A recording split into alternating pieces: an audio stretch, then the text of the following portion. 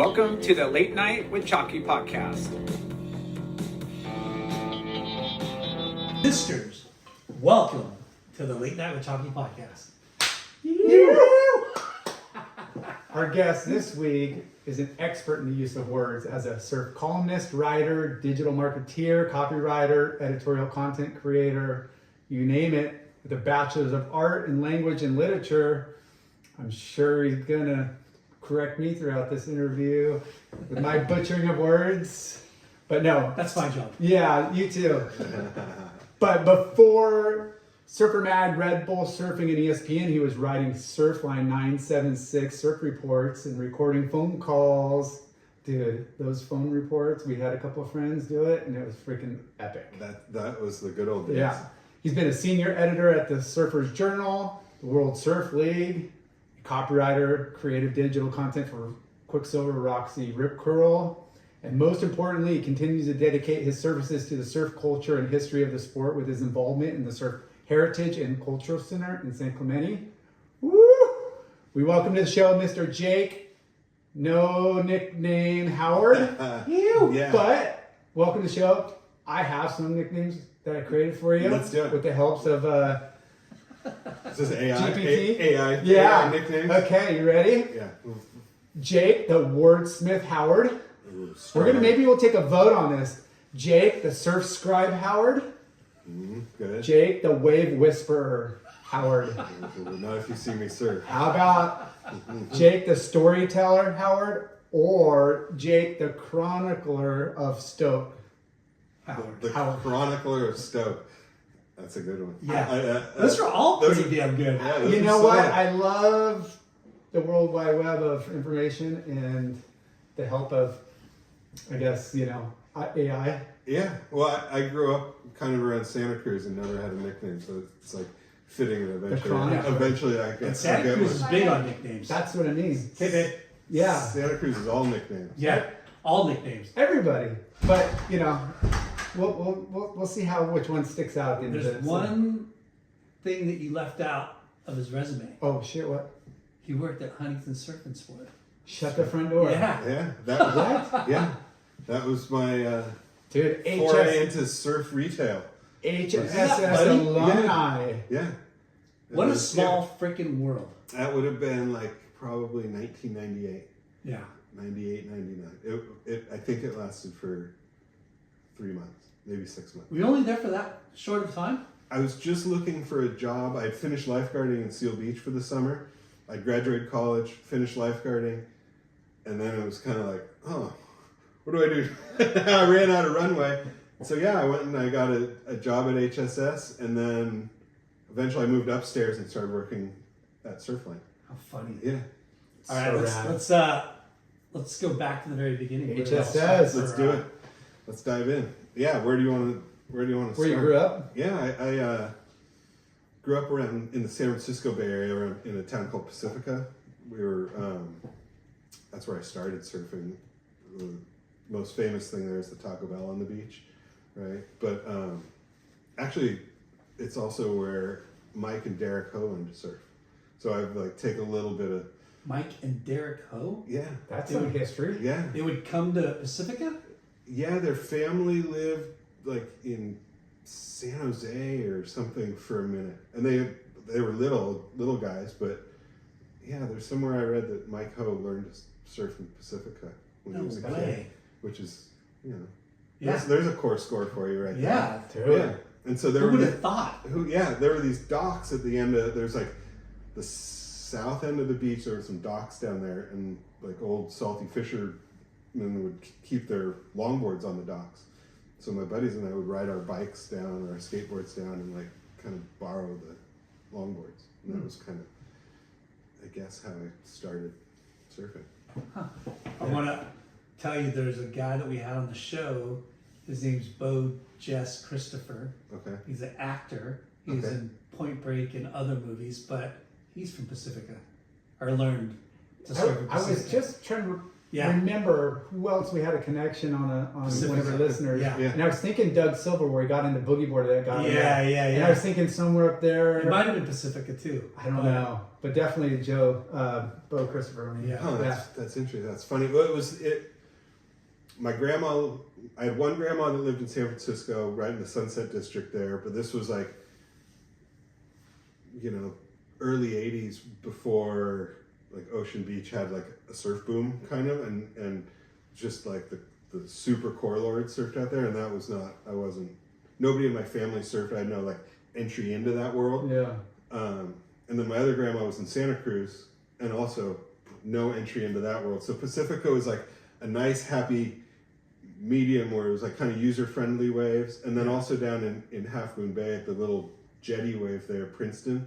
And like years later, you realize like, oh, Mavericks is right at the back there. So just that one. you could say I started surfing at Mavericks, but it'd be kind of just the I'm inside. surfing the shore, the way inside shore. of Mavericks. the very, very shore break on the inside. Yeah, you can see it Yeah. way out there. The 8th reform. I surfed Mavericks. Yeah, on the inside. Yeah. So Pacifica. You borrowed longboards from some crusty fishermen. Yeah, and then kind of as I started getting into it, a friend of mine gave me a board, and it was I don't even know, it was like this tiny little 5-something O'Neill 2+1. It was still a twin fin, but it had a box for a third fin, maybe like an add-on after as thrusters started. I don't know. I don't have the board. I don't remember, but kind of really quickly after I started getting into it, my dad's job moved up to Sonoma County, and so I had to move there in middle school. And if you think it's cold and kind of rough around the Bay Area, it's even colder and rougher up Sonoma. there. And there's nobody that like there was no. It's mostly agriculture Weed farming? farmers. Yeah, there's a lot of weed farmers that surf up there. in Sonoma. Or there were, Yeah. Yeah. And so you get these like, one, nobody wants a lot of attention drawn to Sonoma and points north, sort of because of that for some reason, and also because of the waves. But then they would like sell their harvests and disappear for 6 months, right? Just like Point Break dudes. It was full Point Break. It Make was, their money during the season. Yeah. During, Travel the world. Yeah. and then just travel the world, and they'd be in Indo, and it was like, that was sort of the closest thing to like local surf culture that was there. There were a few like kind of crusty, salty guys. The biggest surf star was Dale Webster up there. You remember Dale Webster's story? He's the guy that surfed for 30,000 days consecutive. Or he was in the World record. what was he in? World record. What was the movie? He was in like Step in Liquid or Riding Giants. He was in one of those movies. Endless Summer 2? No, not Endless Summer 2. Anyway, But he's from Sonoma. he was a Sonoma County guy, and he would go out every day, and it was like from 1976 or something. He was still surfing every day until I was working at Surfer my first time around in the early 2000s. And he never missed a day in his life. Wow. And Was he a weed farmer too? he was a janitor at a local elementary school or middle school or something in Sebastopol. And he told me the story where he originally wanted to surf for a whole lunar cycle, but when he got his research wrong, and a lunar cycle is like 3 years or 7 years, or it's a much shorter period of time than 30 years, and he like just overshot the landing by like 25 years or something like that. Hey, you must like surfing. It's like an addiction. Yeah, I I think mean- when you get to a point where you've done so many days, it's like can't stop. I gotta keep going. And then he talked about like the sacrifices he would make, like not really being able to travel because you can't take a day off. Yeah. Right. Like you only can go somewhere that You gotta have a lot of you have to be able to. Yeah. You got to be able to get to the beach like as quick as you can. And Shout out to Kei Kobayashi.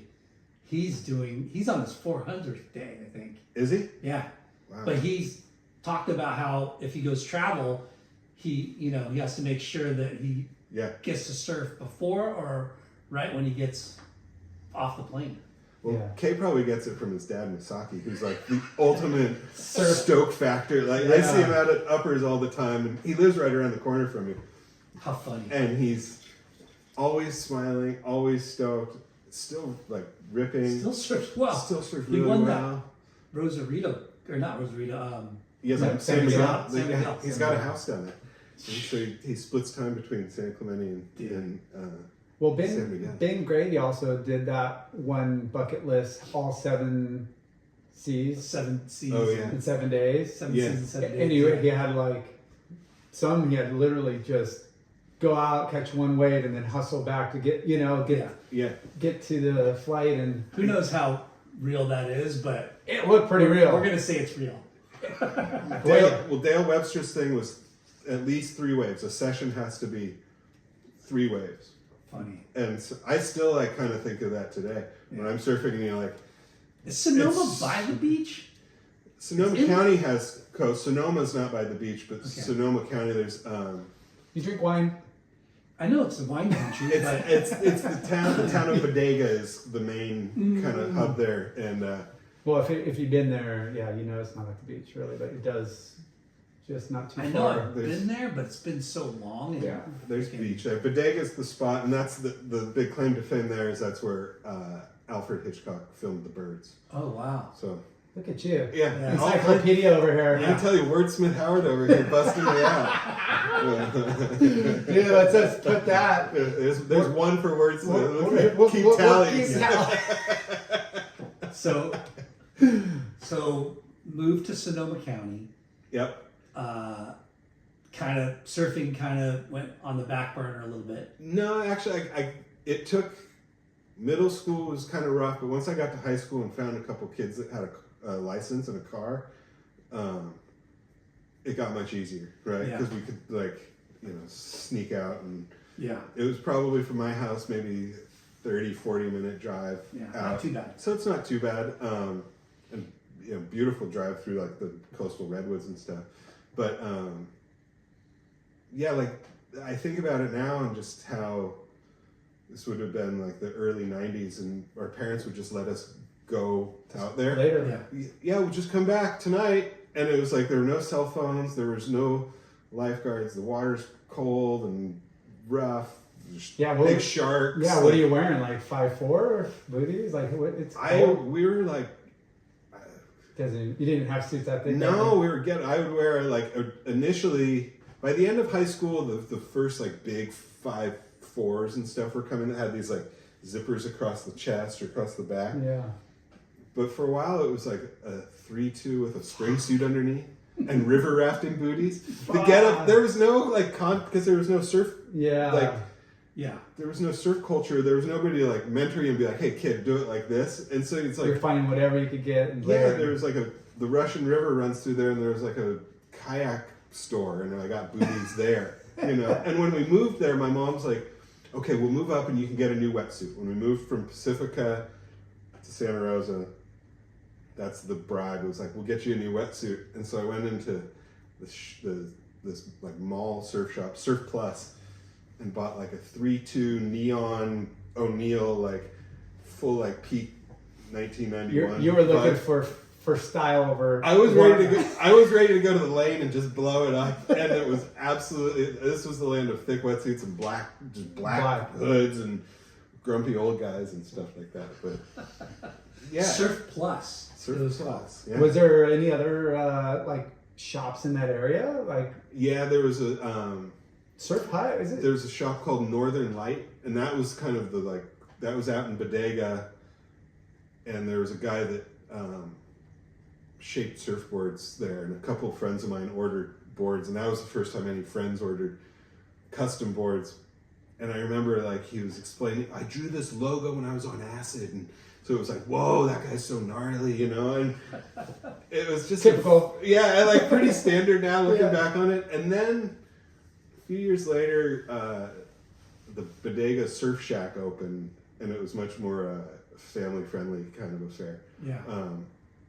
But yeah, there were little sort of seeds of surf culture there, but like the equipment, the boards, the wetsuits, like everything was still kind of Old and dated. yeah, and there was no, you'd have an old weather radio or the newspaper to see forecasts. So, and when it wasn't uncommon to see like a 20 feet at 18-second swell, right? And you're like a grom with your buddies, and you're like, well, where do we go? Like, what do we do? You know? Well, the coast has, it's pretty rugged, but there's got to be a little nooks and crannies that There's are little, protected. yeah, there's spot, and we kind of like, you just learn over time that like there was a spot that faced like completely opposite everywhere else, so it would be a quarter the size and offshore winds, a complete closeout. But at least you're like, well, I can pull into barrels, like Yeah. And so we go around the corner and it's victory at sea and 20-foot swells. Yeah, and so we would just kind of like. Was there any places that were crowded or? No. Yeah. You look for like it was like. Yeah, you'd look for people. But hey, somebody's out. Like, yeah. That's cool. It's like, let's go out there. Yeah, because we don't really know people from Bodega Bay and that area. It's we hardly ever come across anybody. Really rural, and nothing. Not a lot of. There's nothing. It's like most places. Look at Santa Cruz, for instance, or like there's somewhat of a built up like surf scene. Yeah. Yeah. Like there's tons of spots up there. It's pretty like desolate. In It's regards to like, there's no tracks of homes or big homes along the cliffs. It's pretty just empty. No, and a lot of the setups, because there's so much swell energy and the ocean's so violent. Yeah, that like you don't get like groomed sandbars right here. Like the beaches kind of wash out. There's a lot of places.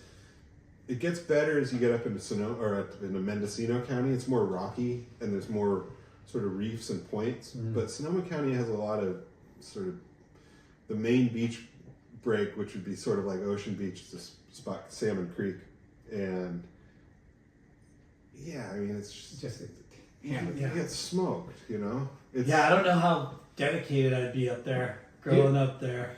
You would have to be I so don't get up there that often anymore. You'd have to be so core. Yeah, I had brought I think the last time I surfed up there, all the way up there, was I'd brought a bunch of gear up, like a new board, new wetsuit, bag, booties, like everything. I'd restashed stuff at my parents' house, so when I go up there, it was just there. And then our family lost the house in a fire in 2017. the Woolsey. That was Malibu. No, There was another one. There was one up there, and Yeah. it just whipped through, and we lost the house, and it was like, the surf stuff never got replaced at my parents' house, and it's okay. I'm okay with the surf stuff. Yeah. Being gone. Brutal. So what was the board that you got up there? The dude that drew a Psychedelic like logo. Oh yeah, what was his name? I think Mitch Palmer was the guy's name. Shaper. Yeah, Northern Light was the surf shop. I think Mitch Palmer was the shaper. Yeah, and he was, who knows how old we were in high school, and he was, who knows how much older. He may have been like, he was 28, but he looked like 90. Totally, who knows? Like when you're a grom, and it's like there's like a dude that's in the shop, and he's got a shop, and he's shaping boards, and it's like, well, that's the guy right there, Yeah. So yeah. What kind of music and what brands were you into, like up there at that time? Was surf like fashion? Surf.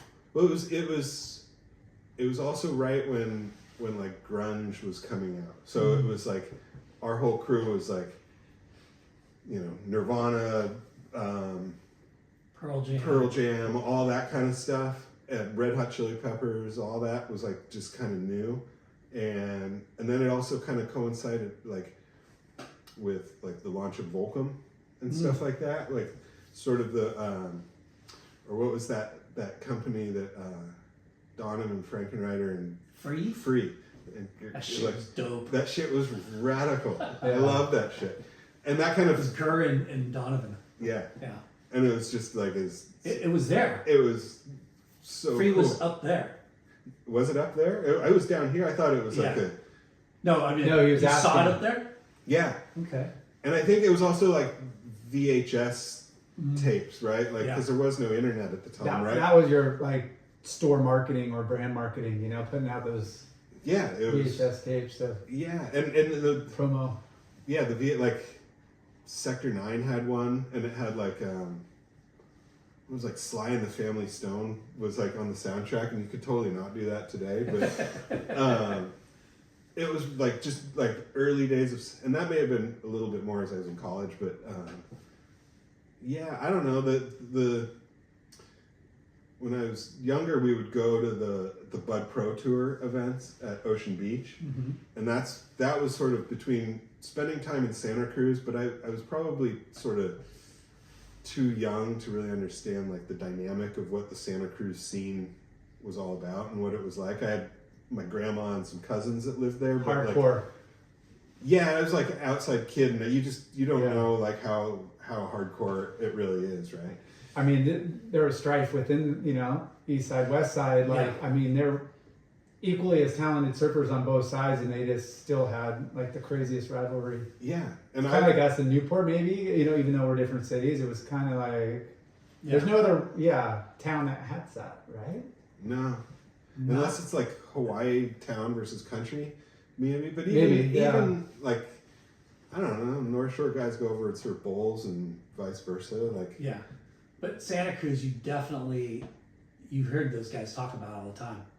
You know, like you were either West like a Side. pleasure point guy or you were a steamer lane guy. And then I was like too young and dumb to know it, and paddle like go out at. I remember going out at steamer lane and like one of the Zach Acker, or remember those guys? yeah, Zach and Nate and Zach. One of them, like I was paddling out and kid did like an air over, like an ollie over me, and I was like, whoa, that was kind of gnarly, and it was like, it's fucking dumb shit. Like, don't you understand the context? Yeah, like, and you're just like 12 or something. And you're like, whoa, that was cool, you know? We've had Skin Dog on and Sean Dollar, but Sean Dollar's not originally from up there, right? I think he lives in Pacifica. Is he Pacifica? I think he might Yeah, live in he was like Pacifica. down the coast a little bit, Yeah. but yeah, those. I mean, I grew up going there, like, you know, surfing NSSAs as a young kid, WSAs or whatever. And when you're that young, you kind of already get connected with some of the folks, Yeah. you know. But there's no easy way in and out of Pleasure Point or steamers. There's only a couple staircases. You're gonna get Yeah. like Harassed. harassed and called out, Yeah. like, because the bluff is, you know, peanut gallery. Yeah. Every wave gets ridden. Yeah, You know? It's fun though. Like, it's kind of like, I grew up in Huntington, and the pier had similar vibes, and I wasn't really intimidated. I would say Huntington and Santa Cruz has got the same kind of Grit. traits. And Yeah. Yeah, the gritty, like, kind of tight core surf community of really good surfers, right? There's a lot of surfers, but there's like a tight crew of really good, and then there's also like generational legacy, Big time. right? Yeah. And that's what you see, you know, whether it's San Clemente, Huntington, or Santa Cruz or something. There's like those surf towns that have like some generations, right? That are 2 or 3 generations deep. So, did you ever get in the competition? No. No, there weren't any. By the time I moved up north and was into surfing that much, it was too far for Janice Aragon and the NSSA to go. Did you do any other sports growing up? Like, I played water polo. That was I tried to stay in the water. That was. is it popular, or you just did it because you like water? No, my cousin in Santa Cruz, who kind of like helped, kind of nudge me into like.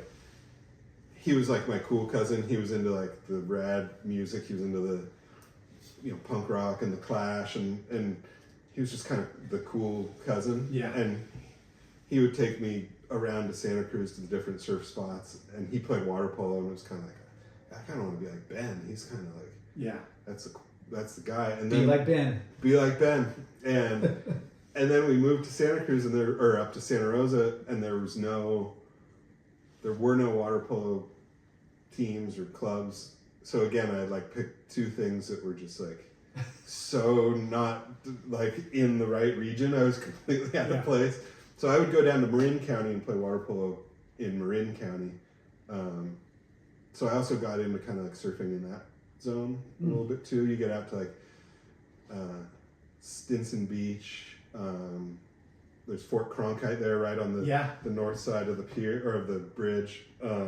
That's a proof lab spot. Yeah, the whole proof lab zone, right? And then once I could drive, we'd go to Bolinas. Bolinas is this like little, it's just north of Stinson, and it's this kind of little kind of time capsule of counterculture culture, I guess. It's Decent wave. It was protected, and so it was like glassy and like 3 feet, where everything else is like. That really felt like a win was getting like a glassy like 3 foot wave or 4 foot wave that wouldn't like terrify you. And I'll see clips of Cronkite, and it looks fun. Yeah, like, wedgy beach break kind of. Yeah, there's a bunch of fun waves in that zone. And then like one of the first times we went to Bolinas, this woman comes riding down the beach. It's a very like hippie community. It especially was then. This woman comes galloping down the beach bareback on a horse with no top on. And as like a 16-year-old, you're sitting there like, we're surfing here all the time. Yeah. This is the most amazing place I've ever been. Yeah. I can't wait to come back. And so like a year or two ago, I met a guy and we became friends, and he went to school in Marin. He lives down here now, but he went to school in Marin.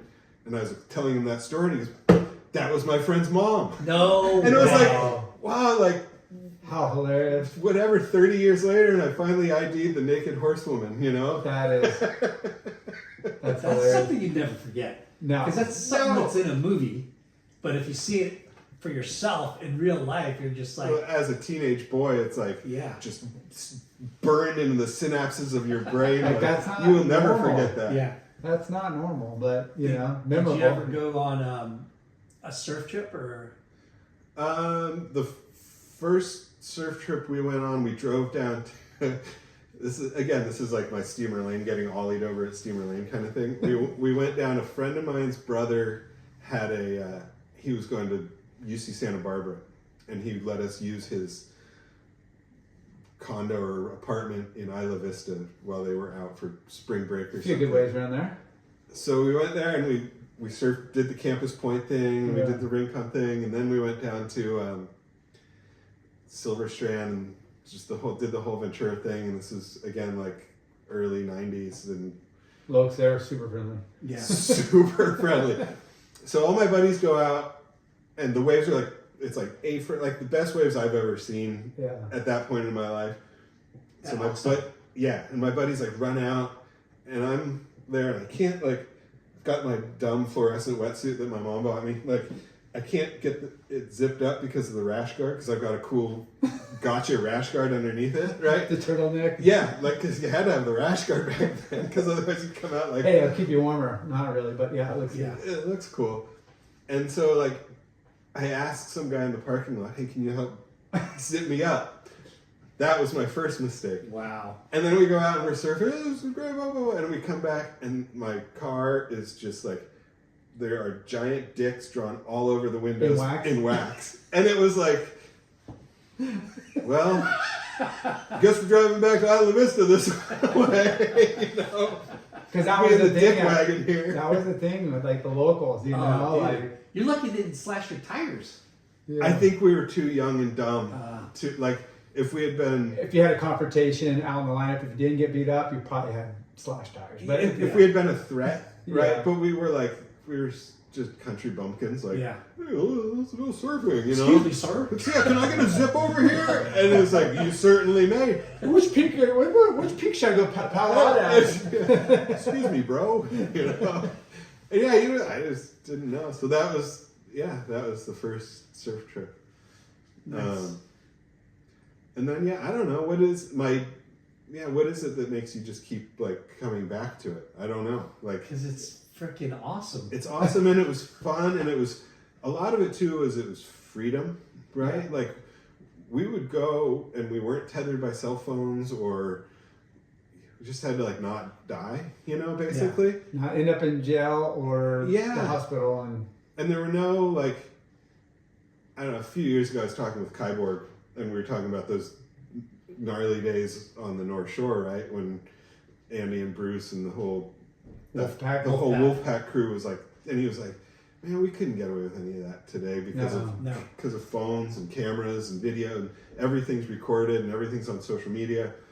And it was it was different because we weren't very violent people, but that freedom of you're just like untethered to like go have weird little adventures that you would like the shit that you just get up to when you're a kid and nobody knows. Well, it doesn't seem like that big of a deal to like hop in a car and drive down the coast, but at that age and that kind of responsibility, you don't really have a phone and guidance, and you know you're just like, hey, we just road, and you know any money, like you just do it. You couldn't wait to do it. You couldn't wait to jump in the car with your friends, and honestly, the wave conditions, it didn't really matter. You're still fucking psyched. You're still gonna go. You're still gonna go out. Our good buddy, we had one friend who, his family came from Texas and they had money, and this guy Chad, that's a whole nother podcast. We have to track him down because he is like the Point Break. Like he modeled his life after Bodie from Point Break. I think. No way. A whole nother like. Who knows where he is but he had a Suburban that his mom had given him, and so that became our like surf car, and those big enough to sleep in, giant Suburban. He'd throw all the boards and the wetsuits and all the dirty booties and everything in there, and then we'd just be rolling out to the coast playing Black Sabbath or Nirvana or what, and it was like the music was rad. There was freedom, and it was it wasn't really about the waves. We weren't even good enough surfers to know what like good waves were. Really, you know.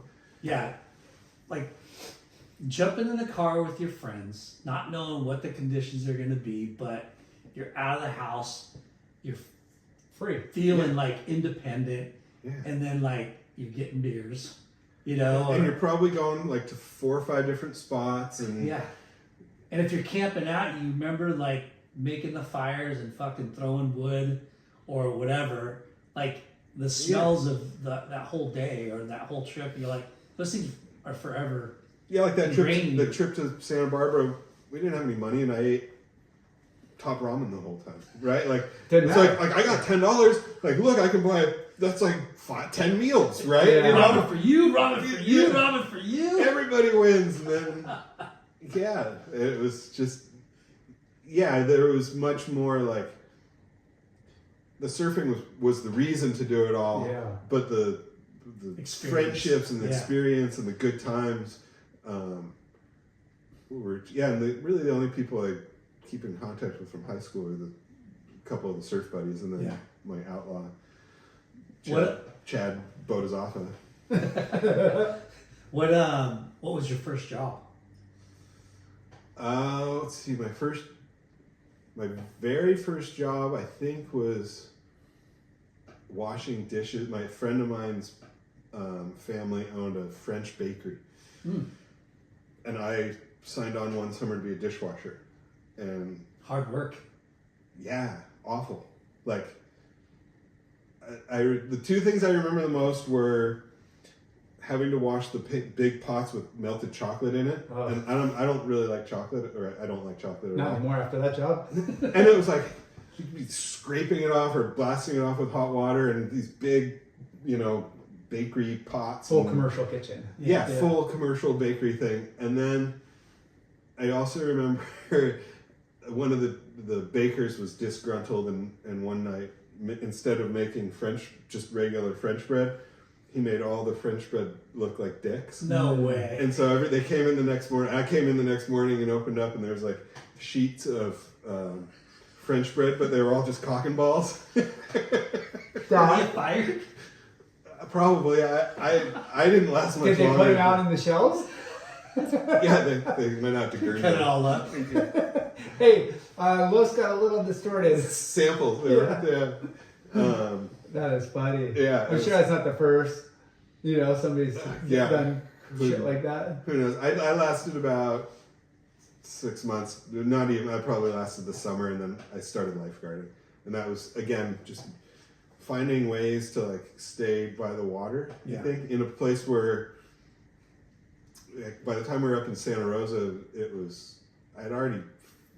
I don't know, I was born in San Diego actually, and my mom worked at SeaWorld. My dad was going to school, and then we moved up to Pacifica when I was 2, maybe. So I didn't really live in San Diego. Yeah. But maybe that like just being around all that just Yeah. kind of like seeps 'Cause into your soul somehow. And Yeah. by the time I got to Santa Rosa, it was like, I want to surf and play water polo and lifeguard. And it was like, we don't do any of those up there. We grow wine and do ranches and Yeah. have rodeos and shit. And it was like, wow. But that's how addicting like the beach Yeah. life is in the water. Yeah. And how memorable and happy you are in those environments. What did your mom do at SeaWorld? She Train was, Shamu? yeah, she was, I don't know, she was a assistant to, he wasn't a trainer, he wasn't a vet, he was, later on, this guy, there was this guy, and maybe that, who knows, there's all these little things that seep in. There was this guy, Jim Antrim, that she worked for, and Jim had been a pretty decent Pacific beach surfer back in the day, and was pretty kind of like, local, like relatively well-known local guy, and I don't know, ended up working at SeaWorld, and eventually he would go procure killer whales for the park, or he did all this stuff traveling. He was a really interesting guy. He passed away a few years ago, but yeah, she worked for him, and I don't know, there's like photos of me like with walruses and like Rad. Yeah. rad like 70s water park stuff before we felt morally sensitive about that kind of stuff. Totally. It was just like a little bit of like Anchorman vibes. Yeah. Like SeaWorld in the 70s would be probably a pretty good spin. I loved SeaWorld back in the day. Yeah. And Yeah. there used to be Marineland. Marineland Yeah. in San Palos Verdes, Pretty much. It was Yeah. like, on the south end of Palos Verdes. San and Pedro. San Pedro. Yeah. Yeah. Yeah. Yeah, it's a bummer that it's captive animals, but freaking sick. It was fun to go see it was fun when Yeah. you saw it. Yeah. Yeah. Did you do well in school? Were you studious? Like, I did okay in school. Yeah. Not like, just get by? You weren't like, yeah, I wasn't like a straight A student. I was like a B, sort of passed my classes, got a couple A's, a couple C's. because it seems like you're either, I don't give a shit, I don't want to be here, I hate school, or you're like, make my parents proud and I'll just get by, or there's just some that are just like thirst for book knowledge. And My daughter is she's like straight A student. oh, That doesn't even. God Like, bless you. I don't know where she got it. My wife and I are always like, where'd that come? It's not us, not either of us. No, it was like like B, just kind of like get by, but always interested in other things, like and being outside, and especially Where did you lifeguard? The beach? Or I lifeguarded in pools. I lifeguarded I would lifeguard at like there'd be triathlons on like the Russian River, and I would like lifeguard those. One summer I went up and I lifeguarded on a lake at a Native American youth camp, and that was really interesting. They didn't really want 3 white lifeguard kids hanging out, even though we were like, these kids would like jump in the water and you'd like have to just reach in and save. Like none of them could swim, Yeah. and but like at night there's like all these cabins around, and they'd be yelling stuff at us, and it was kind of like, whoa, this is kind of like, I get it now. I see how this whole, it was really educational and really, it turned out to be a really positive experience, but it was kind of one of those like, it's good to go through, or in hindsight, looking back, but at the time it was weird. yeah, it was kind of like, whoa, this is kind of like, is kind of gnarly, you know. Yeah. Do they want to scare? Yeah. Yes, I'm just trying to be like a lifeguard. I just want to like help, and it's like, it's not really like me per se. It's what we represent, right? Yeah. And yeah, My kids, do water polo, and they have lifeguards. Like, there's water polo game going on, and everybody at the pool Can swim. and then they have 2 lifeguards just sitting there, like, hanging out. I'm like, that's the best job ever. Yeah. Like, you'll never have to get in the water, Yeah. save anybody. I saw there's a photo from the Olympics of a Yeah. lifeguard on the deck at the Olympics, and it's like best gig ever. Best gig ever. Like, best seat in the house, pretty much, you know. Totally. Yeah, it's funny though. Yeah. So, how did you get into writing? I got into writing. God, we haven't even got through like high school, but it all. When I went to college, I went to college at Loyola Marymount. I was going to go play water Oh polo. wow. That's where my daughter's at. Is she? Yeah. Playing water polo. Is she playing water polo? Yeah. Well, that was my path for a year, and so I was going to play water polo, and I wanted to get into environmental science or environmental something. My dad had actually been. He was in the lumber industry. He was in the lumber business, and so we kind of like.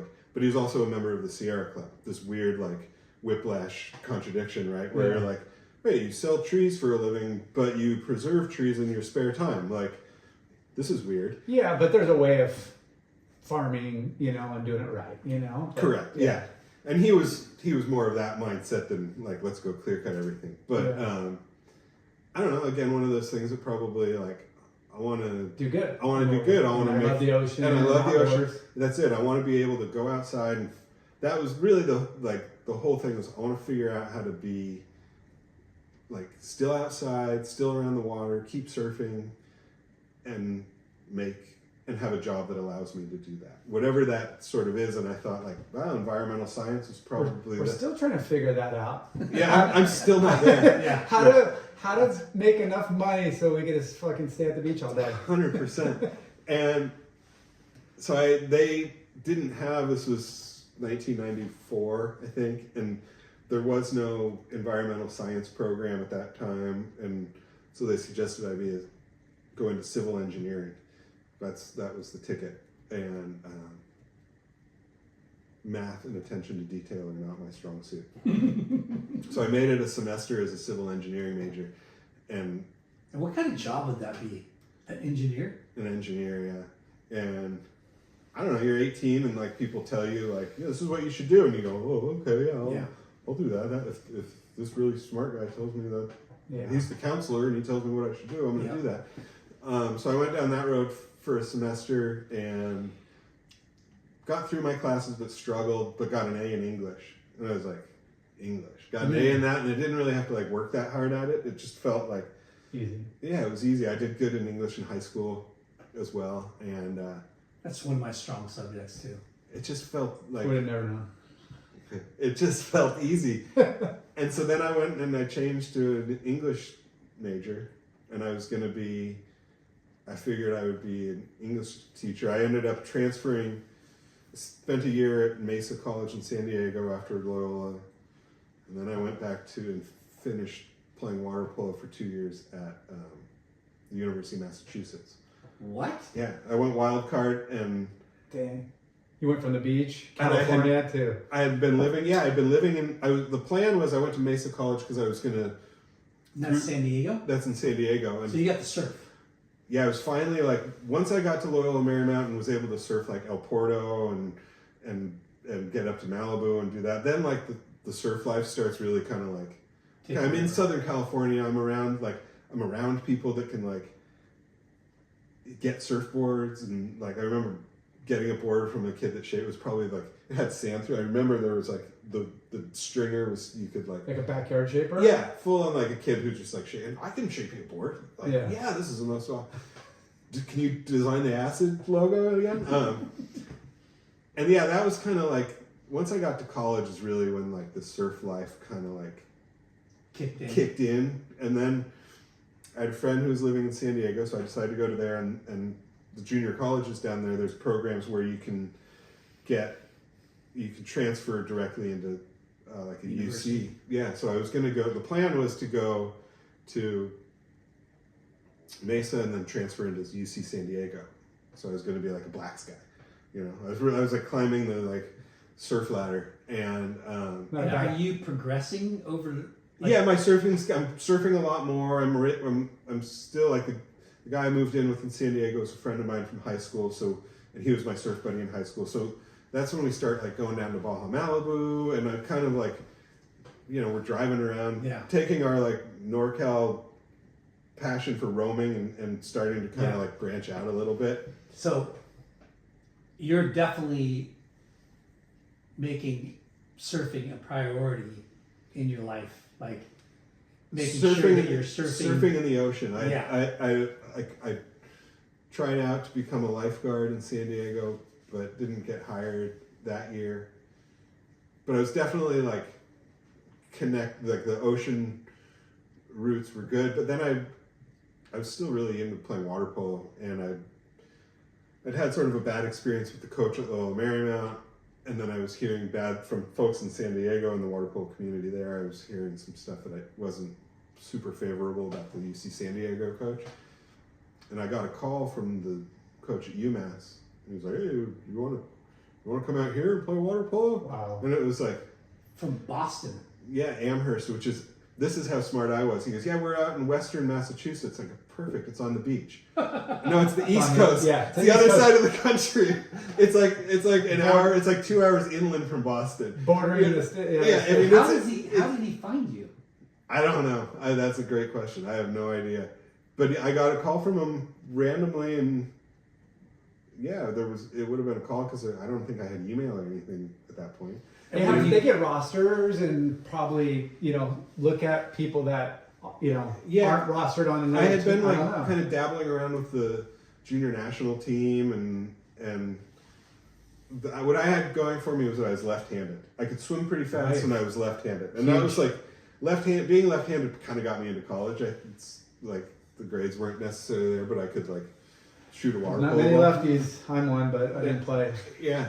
So, and I just like kind of on a whim, I didn't go back and look at the school. I don't think I'd ever been east of Reno. And I was like, fuck yeah. Yeah, let's do it. I'm in. I'm going. And That's kind of Ballsy. bizarre. That some guy it was weird.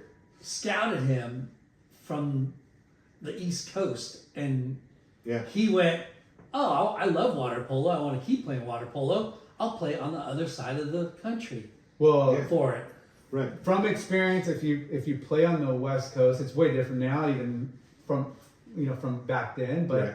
the East Coast teams want to They get want into they the wanted game, Yeah. and they wanted and they West know all Coast the best talent. players are on the West Coast, so they Yeah. offer like a lot of like scholarships or help to Did you kind get a of recruit. scholarship? No. Wasn't that like No, but but- it did Yeah. set me up. It two things came out of that. Well, three. I got one being on the East Coast. I was able to travel up and down the East Coast with the water polo team, so I kind of got to see more of the country and kind of open the aperture of my life a little bit more. Mm-hmm. But then we also one spring break took a trip down. We had a bunch of players from Puerto Rico on our team, so we took a trip down to Puerto Rico, and Mexico, Hawaii. and this is one of those like fortuitous things where there was somebody on the team that surfed, and so he's like, we peeled off after the game and went to the other side of the island where all the waves were and spent a couple days like surfing, and Nice. it was like, I remember having like, drinks on this like bar right on the sand, and it was like, now this is what I'm talking about, right? Yeah. Like I'm getting to the, Did I'm you getting bring to the, boards from the West Coast to the East Coast? no, and I had like there were some guys in New Jersey who were like, "Hey, come surf with us this winter," and it was like, "Yeah, no, like I can do cold water, but not like Yeah. Snow. snow on the Gnarly. beach, like 15-degree beach temperature." Like, so I never really did that, but How many years? well, and I did it for a year and a half, because it was really cold and really far from the beach. Yeah. And it was also I figured out that I had enough units to kind of finish what I needed to do, so I didn't need to like belabor the point and stay. And it was also, going into the winter of '98, that El Nino winter, and I was like, I'm going home to surf. Like, I gotta go home. And that's kind of really when, like, surf guy comes into, like, making bad decisions for me for the rest of my life. Yeah. You know, like, dictating things through that. And so I transferred, and I was like, I'm gonna transfer home, I'm gonna surf all summer. I got a job at, like, a pool lifeguarding. And then I had met a girl in Massachusetts who lived in Seal Beach. She was on the volleyball team, and so the first summer I came out and I lifeguarded in Seal Beach. I got a job lifeguarding on the beach in Seal Beach, and then the second summer after I graduated, I came out, and But you already met this girl. I'd already known the girl, and by the time by year 2, things had kind of fallen apart, but the job was in Seal, and so I was like, you know, after college, like, okay, I'm gonna. Have you spent much time in that Seal Huntington? No, I did NorCal, and then I did San Diego. I did Loyola Marymount for a year, and I did San Diego, but I had never been in that little zone, and it's rad. You guys know. I mean, it's like the surf. It's a small town. The surf community is cool. Being part of the lifeguard department, I was sort of able to plug into the surf community. Yeah. And I ended up getting to know Sean Collins there, and that's sort of how my surf job life starts. Yeah. Is that Sean had started doing surf reports and surf forecasts for the Seal Beach Lifeguard Department in his the earliest iteration of Surfline was the Seal Beach Lifeguard Department giving him a line to call, and then that kind of started getting popular, so they expanded to 2 or 3 lines, and then eventually he started 976 Surf and Wave Facts and all that. So Sean kind of my plan was to teach English, coach water polo, and lifeguard in the summers. That was that's pretty dreamy though. Yeah. You know, with the scheduling. If somebody had sat me down and explained to me today, pension benefits, being a teacher, summers off, lifeguard beach, another pension probably, all of it, or freelance surf writer, right. Jesus. And all my friends were getting fire jobs at the same time, and they're probably all retired. They are all retired. They're definitely getting close to retired. So where did you live in Seal? I lived 5th and Ocean. I lived right by the beach. That's beautiful. And then I ended up living up on the hill, sort of around the corner from Jason Shook. And because he's a lifeguard. He was a lifeguard in Seal Beach at the time, and then ended up Encinitas. Ended up down in Encinitas, and he just retired. Yeah. Like I said, and so that's when. Can I stop you for a second? So Boston, you were there for a year and a half. Yeah. Did you graduate? You didn't graduate. I graduated. Okay. I got a degree. My degree, I went to 5 schools in 4 years, and my degree says University of Massachusetts. Okay. Which, yeah, I don't know how I did that, but and then you moved to Seal force Beach. of will. I moved to Seal Beach. Yeah, I was going to be. So I spent the last semester of my college life living at my parents' house up in Santa Rosa, and then I moved to Seal Beach, and kind of never looked back from there. And I remember before I moved down here, grabbing old issues of surfing or whatever, and the surf companies would have their addresses in some of the ads, and I was writing them all letters well, I've just graduated with an English degree, and I'd love to come down and work for you guys. Just throwing feelers out there. I knew absolutely no people in surfing. I didn't know one. And what kind of job were you hoping to get?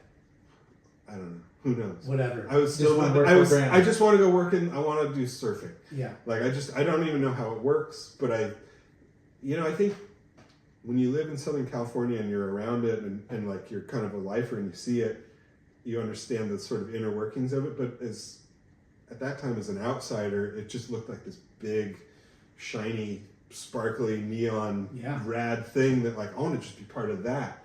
And it's not that easy to just penetrate the stoked bubble. Yeah. You know? I mean, Yeah. it comes back like almost full circle from when you're like that first shaper up, and you know, like the guy is so mystical. He's kind of this old crusty. He has his own label. You know, like that made you interested in the surfing industry. Yeah. And here you are. Now you got at least some tools in your, you know, And now you're even closer to it. and you're right now there. you're touching it and you're Yeah. seeing kind of the people and you're like, whoa, this is like, That's what it's. that's like, whoa, this guy's like got stickers on his board. yeah, like you're right there. Yeah. Yeah, and you're like, But just So aside, you're lifeguarding now, full time, and your dream scenario is being a lifeguard and then teach English and lifeguard in the summertime. yep, coach water polo, and Coach water polo. I spent a semester coaching like the JV water polo team at Los Alamitos, and then kind of like So you were on track. I was gonna, I'd taken the test to be a substitute teacher, and I was kind of like doing that.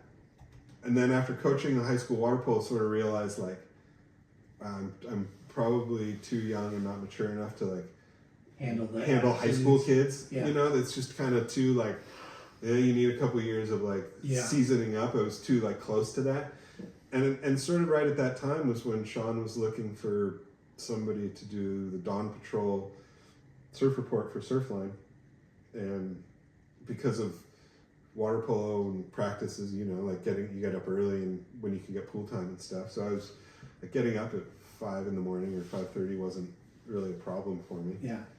and that was 5 days. Like how many? I don't remember. Started a couple days a week? Yeah, a couple, 2-3 days a week, and then. And where would you scout? South side, north side? No, it was. This was rad. This is how fun it was I would go to their office and above the pier in Huntington, and then So he'd already established himself in. he was already like, they had. It was still small. They hadn't taken over like that whole floor of the building, but they were. You know, he had a small spot there. But it was the no web. It was 976. There was web, but it wasn't like. It was still Surfline. pretty. It was Surfline, but it was still like. I don't think there were really that many surf cameras at that point. There were probably a few at like marquee spots, but it wasn't subscriber based at that point. I was working there when they turned it from just free to a subscriber model. And so I would go in and I would sit by the phone and I would wait for like their reporters that they had like stringers up and down the coast who would call in, and they would call in at like Bird down in San Diego would call in at 5:45, and he'd give me his report, and I'd write notes down, and then somebody in Cardiff would call at 5:50, right? They were calling from payphones because most of them didn't have cell phones at that point. So there's like a payphone on the corner that Bird would call in from, right? And I would go up and down the coast, and some mornings it would be the San Diego, the Orange County, and LA, and maybe Ventura County, like all of them, or depending like who. Kevin Wallace was working there, and he's still there, which is amazing. Yeah. What a trip. Yeah, and so these guys would call, and then you'd write the thing, and then you kind of like write the script down for the report, and good morning, this is Jake with your Orange County Surf Report, coming to you live from whatever, blah, blah, blah. Yeah. And then there was a component where we would like enter that information and upload it onto the website too. And then you're kind of like done for the day. You go surf. So you would take down the notes from every caller, and then make a recording that people would call into. Yes. For each. So I would record it on the whatever, however it was recorded. Yeah. And then people could call 976 Surf to get the surf Push report. 1 for San Diego, Yeah. push 2 for Orange I was just County, gonna push say that. 3, like, Yeah. so you could plan where you wanted to like surf. Yeah. We had Bobby Lockhart used to call in. Yeah, Yeah. Yeah. here. I go down there, I'd ride my bike like down to go surf, and he would be On the he'd be on payphone. the phone. Yeah. Right there at Duke's, or before it was. Yeah. So And it was rad because you would really get like real condition Yeah. analysis, right? Like, did you work at HSS before Surfline or after? Yeah, before Surfline. Before, okay. Yeah. While you're trying to lifeguard gig still, and yeah, I was like, just kind of, yeah. I think I was like, yeah, trying to lifeguard, kind of become a teacher. Figured out it probably was a few months later that I started working. who was for Sean. there that we would know, like I remember him. I your was there schedule. still. I knew you. He was there. I remember David Burley? Danny Nichols was there. Nichols was there. Nichols was there, and I remember like It was a fun crew. it was a fun crew. But again, like I felt like this through a lot of like my career, like coming from Northern California. It was an outsider, right? Like all those guys, like you guys are all kind of like grown up surfing together, and like I remember Danny was like, whoa, he's like young pro kid, like he's got stickers on his board. He's strikingly handsome, you know, like he's We'll cut that part he's out, got yeah. those dreamy eyes. Yeah, We're gonna cut that part out. and he Uh, choke you with one hand, knuckles. Gorilla hands. gorilla hands. Yeah. Yeah, and Timmy Turner might have been there. He might have been like Timmy Turner might have been a little guy. Timmy Turner. I don't think he ever worked for HSS, but he's always around. He was on the team, right? Yeah, he was he always was kind of on like the lurking around. for sure. Yeah. For sure. Um, Yeah, it was fun. That's it was it's like clubhouse. You got paid to like Yeah. hang out. yeah.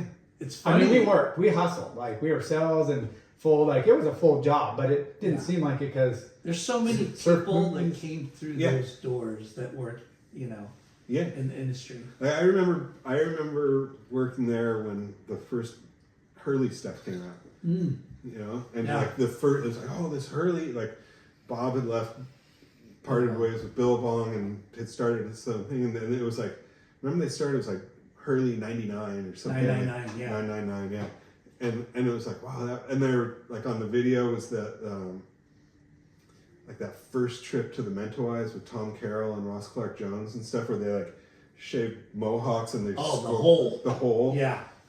That was a sick video. And that was always playing like in the wetsuit zone. Yeah. And then like as a those NorCal, guys weren't partying. yeah, they were no, They were having fun. Yeah. totally normal. Yeah. But yeah, and it was in like the wetsuit section, and it's like a kid who always had bad wetsuits. It was like I remember getting one of the first like O'Neill super stretch ones from like the shop program, shop deal, and it was like, oh my god, this is the best wetsuit. Yeah. The best. So you worked at HSS before Surfline. Yeah, Okay. yeah. And then, were you making good money doing that at Surfline? No. I'm sure I was like hourly. Yeah. I think, but it was enough to like feel like I was doing something. And then I think right around then, Sean Collins and Jason Shook and other folks launched that Seal Beach. Chad Wells and those guys launched the Seal Beach Surf Championships. They brought that contest back, and so that was another kind of like little piece that I could kind of like. I got involved with that, like writing like a program for it, and then started writing stuff for like the Seal Beach newspaper, and just kind of like I don't know, it just kind of like I could write and Becoming a journalist. and yeah, but it wasn't ever like I'm gonna become like a surf.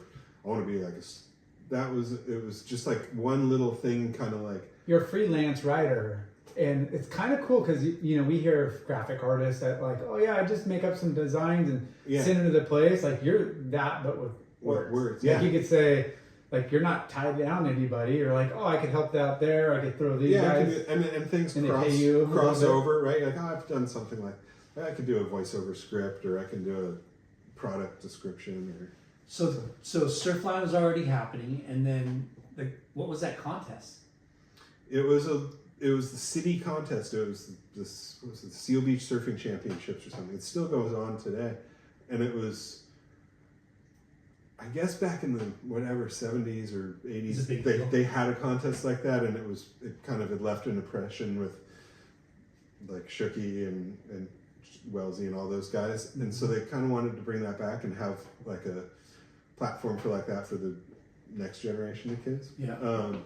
Yeah, we did the Huntington one. It's like 50 something years they've been running. The city that. contest? Yeah. Yeah. Like it's freaking crazy old. Yeah, and it was rad. People the community turned out, and Seal Beach is bragging rights, man. Yeah, and Seal Beach, like they want I really got into sort of surf history and culture when I lived there, because I ended up also like living across the alley from Tim Dorsey. You know Tim?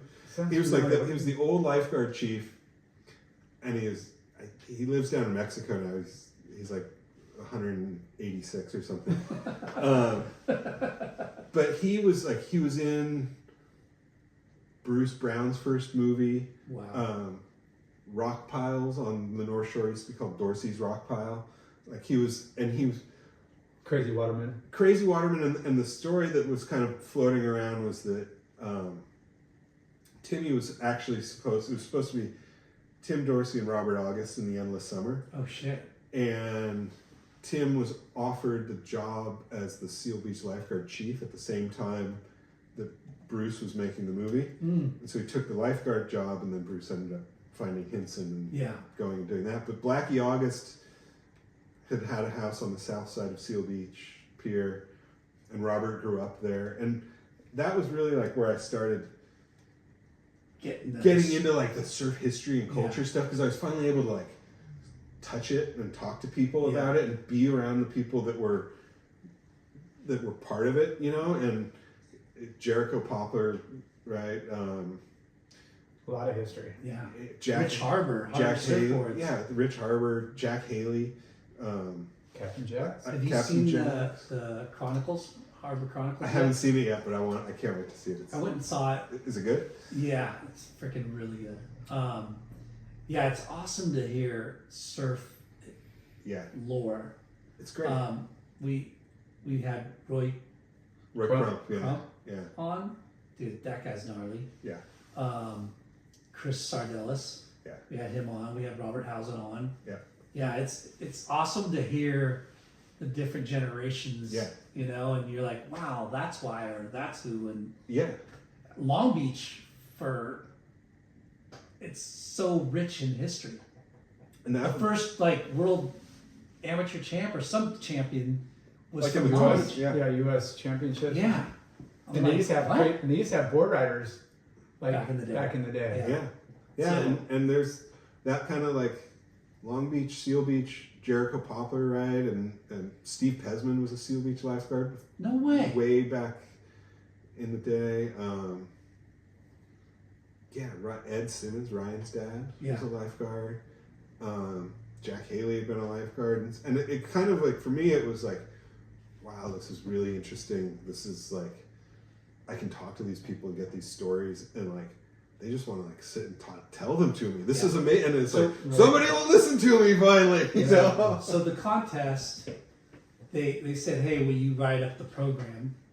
Yeah, well, it was. We ran the contest through the Lifeguard Association, like all the financials, like proceeds, benefit. I think we ended up donating money to the Lifeguard Association, to Surfrider or Boys and Girls Club. There was a charitable element to it. Okay.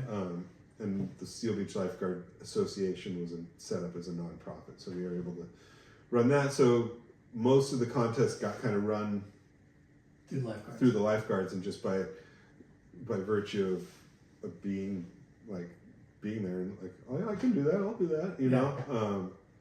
And just kind of one thing kind of just led to another. There was no plan. Yeah. No plan. It's a trip, because how much writing are you doing for that? Not a lot, but enough to like start to get a feel for it, you know, and a bit of a reputation, just a little, like, you know, I'm like, oh, this guy can write a little bit, and you should, you know. You know what I mean? Like, you're not writing an article, you're writing a program, right? Yeah, and then it turned into, there was a guy in the little Seal Beach lifeguard department. This is like right around 2000. Is like the internet boom is really ramping up, and he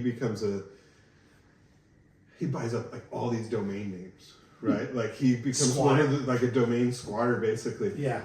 But that was a thing back sure. Yeah. No, and he would sell, like, he bought like bears.com, and he would put up like a one-page thing about like teddy bears, and then like, so the Chicago Bears couldn't like sue him and take it, right? But then he would sell it to like the Chicago Bears for whatever 50 Yeah. grand or something like that. He sold RX.com. He owned yachts.com, like all these like Yeah. Just whatever. like Yeah. and he like industry name. and he blew out like 3 or 4 credit cards just buying domain names, and then he would sell them off. And like, and one of them was that he had bought So smart. He had bought snowboarding.com.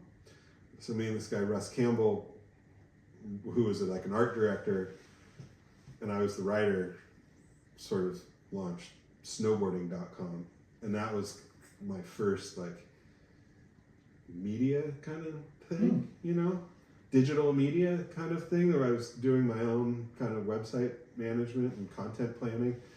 And that would have been around 2000 probably, and that it lasted for a little bit, but Snowboarding.com. snowboarding.com. Wow. And then he owned like longboarding.com, and there's this big plan to like do all of these .coms around sports. But I started doing the Surfline thing, and then I don't remember how it happened, but I ended up doing an internship at Surfer for Ross Garrett, who's now the CEO of Surfline. So the world is a funny place. Yeah. I'm, 25 years later, I'm back at Surfer, and Ross is running Surfline, and we're all still in the sandbox, you know? So crazy. Yeah, it's crazy. It's funny. So that was like, I went and interned for Ross. What was his... He was the managing editor at the time. I think Sam George was the editor. And was the office in San Clemente? The office was in San Juan Capistrano. Okay. Right by the coach house. Coach house. Oh, yeah. And that was like another like, oh my God, I've made it. Because then the like pro surfers would come in, and everybody's coming through the slide. This is before digital, so like the slide table's full of rad surf photos from around the world. Ping pong table set up in the back. Everybody's got their boards and wetsuits laying out. And it was like, whoa, like I don't know how I got here, and I'm not making any money. But, I would let I'm in the fucking door. Yeah. I would let a few of the editors beat me just to let them feel good. Hey, you're gonna run that photo, right? You're gonna run that photo, right? No.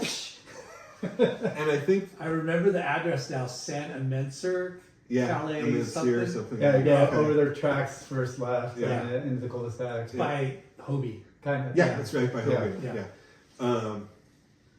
Yeah. And I think when I started, they were just getting back from the OP boat trip challenge. Ooh. You guys remember that one? Aki one, right? Yeah, it was Aki and Bruce and like the skins, Yeah, it was just like a boat trip through the Mentawais, and they freaking scored. Like right? somebody, one of these big ass companies bring that back? Can we bring boat trips back? Boat trips back, and then just like a viewer's choice or like the best of the best skins event, you know? Yeah. Like those were I'll never so forget good. that skins at There's a skins at Bell's, and there's one at J Bay. I think the J Bay one, the Aki one, won like 55 G's or something like that. Yeah, that was fucking awesome. Those and the Jack McCoy's like challenge. It was challenge. That was the Billabong challenge Those first, and then OP took over, and it quickly changed to K2 when they kind of made a big push, and then it just kind of stopped. And then it just kind of stopped. So, intern, you're not making money. No, I think I'm still lifeguarding. Okay. I think for a little bit. And you were as assistant, or I was an intern. I was like just did whatever. Shoot, I remember him like, hey, can you organize my daily planner and enter all the phone numbers that I've like written on Post-it notes in there, and like, okay, Ross, I'd love to organize your planner for you. You know, like, hey, here's all the archives. Can you make sure they're all in order, right? Yeah. Like, just weird stuff. Little like intern things, but it gives you a good grasp of what needs to be done and how it's done and where how everything works, and start meeting people without thinking about it though. Yeah, and you're around it, so you're kind of like, I could, like if you guys need if you guys need anything, like let me know. I mean, that's where I think a lot of people, a little short-sighted, like, oh, I don't want to go take that job or do that. You get into a place like that, and that's where you want to be. You're interested in doing everything because you want it. It's not like somebody's telling you to do it, and you're like, oh, I got to go do that. Yeah. Oh, I got to go do that. You're like, internships are so valuable. Like I wish that I would have done something like that. Yeah. Because so what? You're not getting paid, but you're like, if it's somewhere you want to do, somewhere you want to be someday, Right. like you want to like see and hear and feel what it's like and what it's about. Yeah. And you're gonna glean so much experience, like people. You got to put the time in. Yeah. Right. And Yeah. you got and that building was rad because there was Surfer was half of the building, but on the other side there was Powder, the ski magazine, skateboarder, snowboarder, bike, and so you had like all of these people that were of the similar mindset or similar ethos, kind of, right? Different, totally. Like you go to the skate section of the building, and it was like, whoa, you just gotta check your wallet, make sure, or, bring a pack of smokes with you. And they were rad. I grew up skating too, because that was when I couldn't get to the beach. I could skate, and so to be around all of that was like, it's just like, oh my god, it's, being from the outside, and then all your heroes are coming through. Yeah, and it was like, I mean, I was still at the point where like a box of like crappy T-shirts would come in and be like, I can have one of those. Like, it's a T-shirt from like a longboard event up in like Santa Barbara or something. But you're like, that's cool. I'll take the T-shirt. You know? Like free shit. Like free shit's cool, right? Free shit's awesome. Hey, we're giving out some free shit. By the way, I want to thank one of our sponsors, Skosh Industries. You got the boom bottle over here. Dude, that's the end, bro. Why not do it now? Why not do anything? Look at bonsai bowls, loose towels. We're talking about wordsmith. We're going to plug everything right now. So you start interning. Yeah. And then what? And that, I think it was, it was a summer. It wasn't, I don't think it was a particularly long amount of time. I don't remember exactly. But Surfer used to have something called the travel report. And it was, ooh, yeah. Remember the travel report? And it was like, before you could find anything, before all of your questions were answered online, it was like a side column, right? Well, these were like maybe like 8 to 12 page, just loose leaf, basically reports of from surf locations. So like where to stay, all the spots, where to stay, tide, like all the information that you needed as sort of like a feral surf traveler, right? There's no like land camps then. There's no real like surf tourism. It's not there yet, right? We're not at that point in like the growth of the sport. And this woman, Donna Oakley, put them all together. And there were probably 200 plus reports from around the world. And so when surfers would go on trips, they would order them from the magazine. And there was a guy named Will Penartz who was running that. Will ended up leaving and starting the Surf Gallery in Laguna Beach. I don't know if you guys remember that, but there was like, for a minute, it was a really popular place for like, as the surf art thing was kind of catching fire a little bit. It's like kind of Malloy, Thomas Campbell era, you know, kind of early 2000s. Matson 2, kind of like that vibe, and there was a gallery in Laguna, so he left to go start that, and I had gotten to like kind of be friends with him. We'd go surf at lunch or whatever, and he pulled me aside. He's like, "Hey, I'm leaving. Would you like, what do you think about? Would you like take this over?" And it was like, fuck yeah, I would, and in a heartbeat. And so I sat down with Kevin Meehan, who was like the publisher at the time. Kevin Meehan. Yeah, and Kevin's like works around the corner. It's just, life is funny, right? So I sat down with Kevin, and he was like, "All right, well, I think I can get you, I think it was like 24 grand a year to do the travel report. But then we can also get you like 5 grand a year if you want to help Randy in the back with the warehouse and janitorial stuff. And then at lunchtime, sit up front when Ruth takes her break and answer the phones." So I was like, "All right, I'm in. Yeah, whatever. I'll do the janitor, whatever. I'll do whatever." So your first salary. It's my first like salary job, and I think I make like 35 grand a year. And I'm like, Sight. freaking hit the lottery, right? And You're what, 23, 24? yeah, probably 23-ish, Yeah. right? 20, and at some point I was like, I'd just like to have a job at Surfer, right? That would be Yeah. cool. And then I had one, you know, and I would come in. Can I interrupt real quick? What about Surfline? Why didn't you?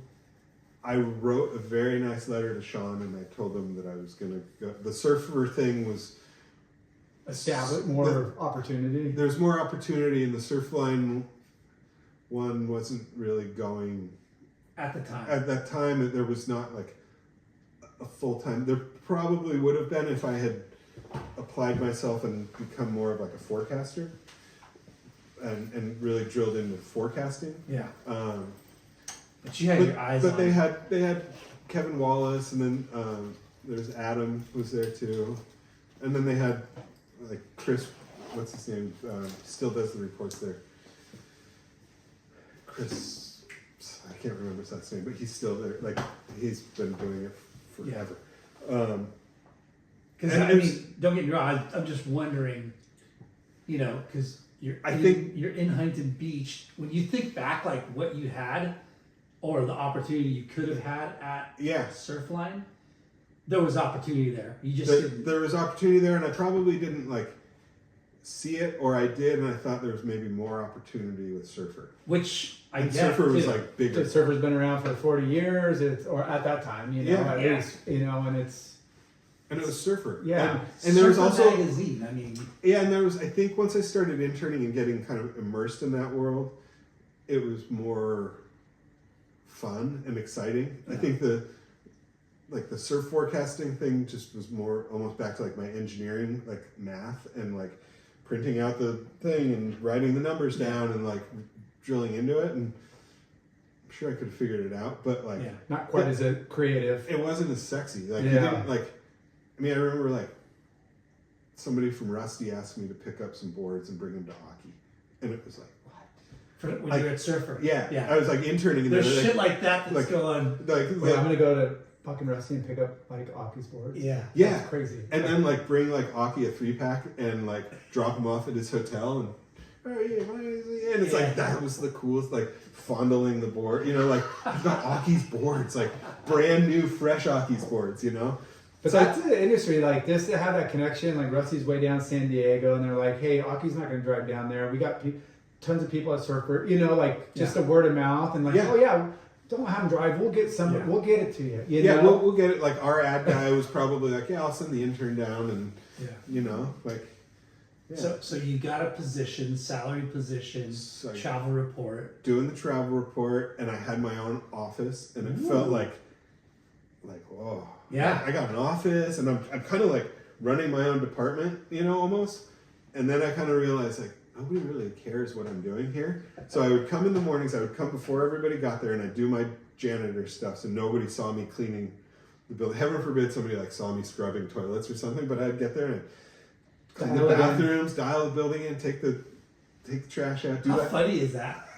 You don't want to be seen doing it, but like I'm gonna do whatever I can to It's money. It's Dude, you're payday. getting an extra $5,000 to do warehouse stuff, clean the bathroom, and answer phones. People would Answer come in at phones. lunch and they'd be like, "Well, Ruth, you really have changed a lot." You know, like it was like relentlessly like embarrassing, but like whatever. I got what I wanted to get out of it, right? Like Yeah. I did it. I put the time in, and I didn't know. Like as somebody that didn't have, you know, like Rick Irons was the publisher at the time, right? Ricky and it was like, you know, the Irons family is a deep surf Yeah. family, right? From how much shit did that guy talk? oh, man. Endless. He's a good don't shit get- talker. He Endless. kicked my ass in ping pong. Yeah, he was He was a good. good ping pong Fuck. player. He was a gnarly pipe surfer too. Yeah, He yeah. was- so yeah, so like those guys and like Sam George was saying, those guys all sort of like had been. They had some like entry point into the industry or into the business, and I was just kind of like cold calling, kind of. So I figured like, you know, I'll do the janitor stuff. I'll answer phones. Like I don't know anybody, so I got to like just work extra hard to do it. And then when I realized that nobody was really paying any attention to what I was doing, as long as I did my job, nobody really like Gave you cared. Yeah. And so I would, it was me, and we had a guy, like, he did a lot of distribution and work with shops and stuff, Chuck Elliott. Chuck Elliott, yeah. You know Chuck. So Chuck and I would just go surf Salt Creek at lunch every day. And like, it would be like 11 o'clock and we'd like hop over the hill because that was the closest surf spot to the surfer's office at the time. So we'd just go surf Creek. Dream job. Dream job. And it was like, this is phenomenal. Yeah. You're working for Surfer, you're going surfing. You're going surfing. Yeah. And that was like, I mean, working for Sam was the best because he was such a surfer, right? Yeah. He was like so purely like stoked on surfing. He's like an easy caricature, right? Yeah. Because he comes in and he's got his like a blouse on and an earring and puka shells and culottes and shit, and it's like he was freaking hilarious. But you'd be like in the middle of printing a magazine and be like, "Where's Sam?" And he would come back like 2 hours later and be like, "Sorry, I just ran down to church and had a surf. I just had to get in the water here. I saw it was good." And, you know, and, or like the joke was like he'd go out to the vending machine to get a Coke and then end up in Costa Rica or something like that, you know? And it was like, that's the kind of shit I want to do. Like, it's not straight Work. It's work. Yeah. It's like your work is your life. Yeah. And I mean, that's why like John Severson started the magazines, right? Was to like continue doing what you love and then make magazines and put photos Mixing of your friends. business with pleasure. He's trying to figure it out. Totally. And I mean, If you love what you do, you never work a day in your life. exactly. Right? That's a Hobie saying, I think. Yeah. But yeah, that's so funny. Yeah. So the travel report that you were in charge of, Yep. was it's something that people subscribed to and bought? Or No, what was it? I think there would be like a list of spots in the back of the magazine and people and an address. And it would be like, you'd get like an envelope with a check and be like, please send me, or like people would call and you'd I had a credit card machine. People would call me like, I'm going to Central America, I want the Northern Nicaragua report, I want the blah, blah, blah report. You would say, like, and it'd be like, here's the airline, here's the airport. no, I would just here's be the- like, okay, I'll send it to you. And I would Well, send yeah. them Were you guys adding new spots all the time, or was it kind of just by more that point it regional was and generic? by that point there were like 200 plus of them. Damn. And it was sort of like, I don't know where else we would do. The thing was to, Did people utilize it? yeah, a lot. That's crazy. Yeah. Because It's kind of surprising, right? Like, it is, but it isn't. It is, but it isn't. If you think about like, if you wanted to go on a surf trip that was off the beaten path, right? Like, you know, if you weren't going to go to Tavarua or Costa Rica or There's no surf camp, but there's this house or this bed yeah, and breakfast.